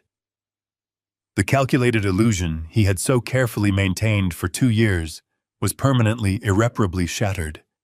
She was finally seeing the miserable, cowardly reality of the man who had promised to cherish her forever. Brooke slowly reached over and closed the protective cover of the iPad, shutting off the video feed. She let out a long, heavy breath, releasing the immense burden she had been unknowingly carrying for years. She looked at me, her beautiful face illuminated by the distant glow of the warehouse floodlights. Her eyes were now completely clear. The morning sun cast a long, pale golden light across the polished granite countertops of my kitchen. The house was profoundly quiet, a stark contrast to the chaotic, terrifying symphony of federal sirens and screaming mercenaries that had dominated the previous night. I stood by the coffee maker listening to the rhythmic, comforting drip of the dark liquid filling the glass carafe. Brooke sat silently at the kitchen island, her hands wrapped tightly around a warm ceramic mug. She was pale and visibly exhausted, but the agonizing tension that had gripped her shoulders for 2 long years was completely gone. The devastating illusion of her perfect marriage had been brutally ripped away, leaving behind a profound sense of clarity. We had not spoken much since returning from the industrial district. There was no need for grand speeches or emotional declarations. She had witnessed the absolute truth with her own 2 eyes, and that truth had irrevocably severed the toxic chains Derek had wrapped around her life. I poured myself a cup of black coffee, savoring the bitter, earthy aroma, and turned to face my daughter. I was just about to ask her what she wanted for breakfast when her mobile phone shattered the peaceful silence. The device vibrated aggressively against the solid granite, the harsh electronic ringtone echoing sharply in the quiet kitchen. Brooke flinched slightly, her eyes darting to the glowing screen. She stared at the unknown out-of-state number flashing relentlessly. A sudden, deep apprehension clouded her features. She slowly reached out and pressed the green button, sliding her thumb across the glass to answer the call. She placed the phone on speaker, laying it flat on the counter between us.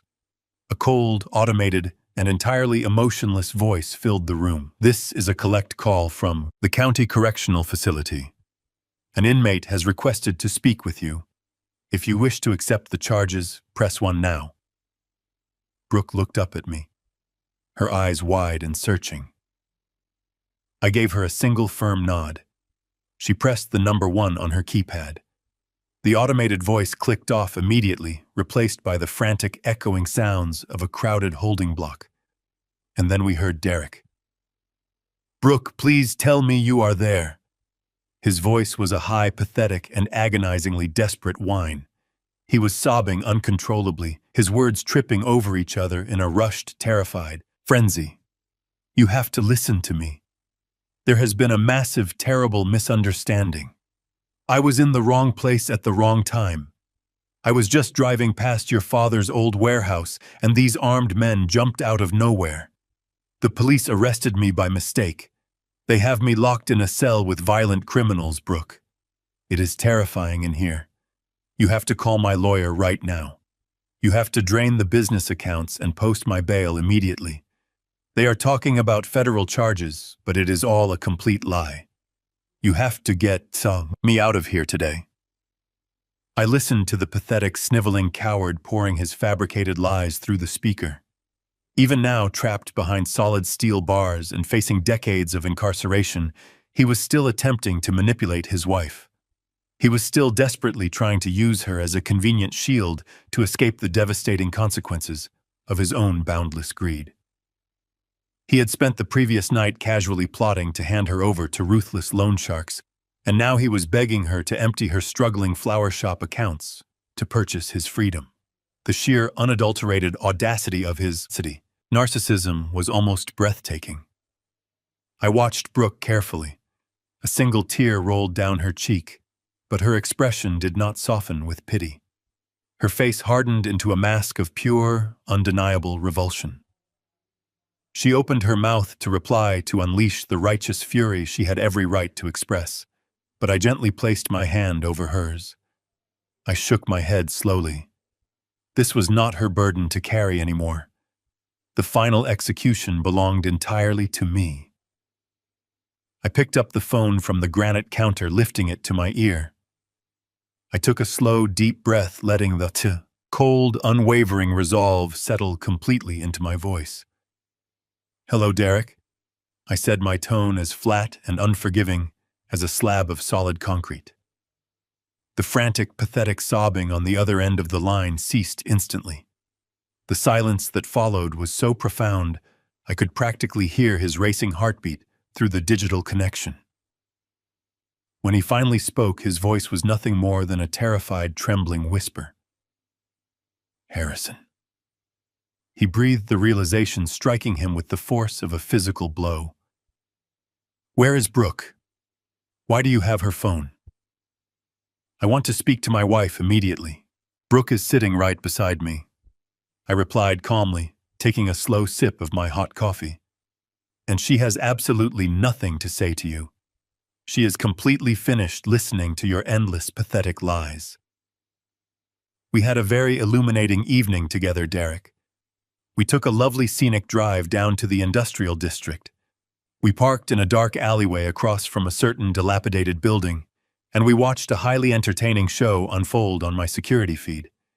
We watched you confidently attempt to break into a federal transport hub, and we watched you cry like a terrified child when the tactical guards put you face down in the mud. There was a sharp, strangled intake of breath from the other side of the line. You were there. Derek choked out, his voice thick with rising panic. You set me up. You faked that entire inventory manifest. You deliberately led me straight into a trap. I did not set you up, Derek. I corrected smoothly, feeling a deep, satisfying warmth spread through my chest. I simply presented you with a beautifully crafted mirror, and you eagerly showed me the monstrous reflection of your own bottomless greed. You wanted to steal my legacy. You wanted to sacrifice my daughter to violent criminals just to secure your own cowardly escape. You wanted my warehouse son, you got it. But you did not break into a clueless old man's abandoned scrapyard. You did not find $15 million in unregistered platinum waiting to be stolen. You broke directly into a highly classified federal cash staging facility. You coordinated an armed assault on a United States banking transport stronghold. The men you brought with you were carrying illegal assault rifles. You triggered a level 4 federal response. Harrison, please. Derek begged, his voice completely shattering into high hysterical sobs. You have to tell them the absolute truth. You have to help me now. I laughed, a low, cold sound, holding absolutely no trace of humor. I am not going to help you, Derek, I stated firmly. Enjoy your 25-year federal sentence without parole. You are a ghost to us. Derek screamed in absolute despair. I pressed the red button, cutting him off completely, and permanently blocked the number. The bright morning sun was shining perfectly. The nightmare was truly over, and our entire family was finally safe and completely free. Exactly 1 entire month after that unforgettable night, the oppressive clouds that had choked our family finally parted. Derek was sitting in a cold isolation cell inside a maximum security federal detention center, awaiting a highly publicized federal trial. The ruthless syndicate loan sharks he had brazenly attempted to double-cross were indicted right alongside him. A federal judge had taken one look at the overwhelming mountain of evidence and immediately denied Derek any possibility of bail, officially declaring him an extreme flight risk. He was going absolutely nowhere. He would eventually trade his tailored designer suits for a bright orange jumpsuit, and the man who once believed he was untouchable would soon become nothing more than a forgotten prisoner serving a devastating sentence. On a remarkably beautiful Thursday morning, I drove my daughter into the bustling heart of the city. Brooke sat comfortably in the passenger seat of my heavy utility vehicle. Her complexion was completely restored. Her posture radiated a quiet, undeniable strength, and the dark, heavy circles under her beautiful eyes had entirely vanished. The divorce proceedings were already moving forward, with an incredible swiftness surgically excising Derek from her life permanently. We parked outside a towering glass structure and rode a silent elevator directly to the prestigious top floor. Mitchell Gallagher, my most trusted corporate attorney and a fierce loyalist to my family, was waiting patiently for us inside his expansive corner office. Brooke took a seat in a plush leather armchair, casting a curious, questioning glance in my direction. I walked slowly across the expensive carpet and sat directly beside her. I reached into my coat pocket and pulled out a small velvet pouch. I opened it and placed a single heavy brass key squarely onto the polished mahogany desk between us. Brooke stared at the ornate key, completely bewildered. She asked what it was, for her voice echoing softly in the quiet room. I smiled warmly, reaching out to gently cover her hand with mine. I told her that a man who spends his entire life building a massive empire from jagged scrap metal learns to hide his most precious treasures where absolutely no one will ever look. I explained that Derek had foolishly believed my wealth was locked away inside a rusted warehouse or sitting exposed in vulnerable personal bank accounts. But Derek was a remarkably superficial creature who never understood the profound depths of a father's protective instincts. I nodded toward Mitchell, who handed Brooke a thick, leather-bound portfolio. I told her to open it. Her trembling fingers turned the crisp, heavy pages. She stared at the complex legal documents, struggling to process the massive figures printed in bold, black ink. I explained that years ago, shortly before her mother passed away, we had quietly established an impenetrable blind trust exclusively in her name. The real wealth, the massive culmination of my life's hardest work, was completely legally insulated. It was protected by layers of ironclad corporate law and entirely untouchable by any greedy, manipulative spouses. The brass key unlocked a private vault containing the physical bearer bonds and certified asset deeds that belonged solely to her. Derek had spent 2 years hunting for a hidden fortune that he literally never had the legal clearance to touch. Tears of profound, overwhelming gratitude spilled freely down Brooke's cheeks. She stood up abruptly, wrapping her arms tightly around my neck, burying her face into my shoulder. I held her close, feeling the incredible, undeniable bond between a father and his beloved daughter restored completely. She thanked me endlessly, but I told her that protecting her was the greatest privilege of my entire life. Later that week, Brooke officially reopened her floral boutique. With the heavy, suffocating anchor of Derek's secret financial drain permanently removed, the business began to flourish immediately. She hired 2 new assistants to manage the overflowing customer orders, and her vibrant, joyous laughter echoed through the fragrant, colorful shop once again. She was finally reclaiming her independence. That Sunday evening, I sat alone on the sturdy wooden porch of my quiet house. The late afternoon sun hung low on the distant horizon, casting a warm, brilliant golden glow across the manicured green lawn. I held a crystal glass filled with rich amber bourbon.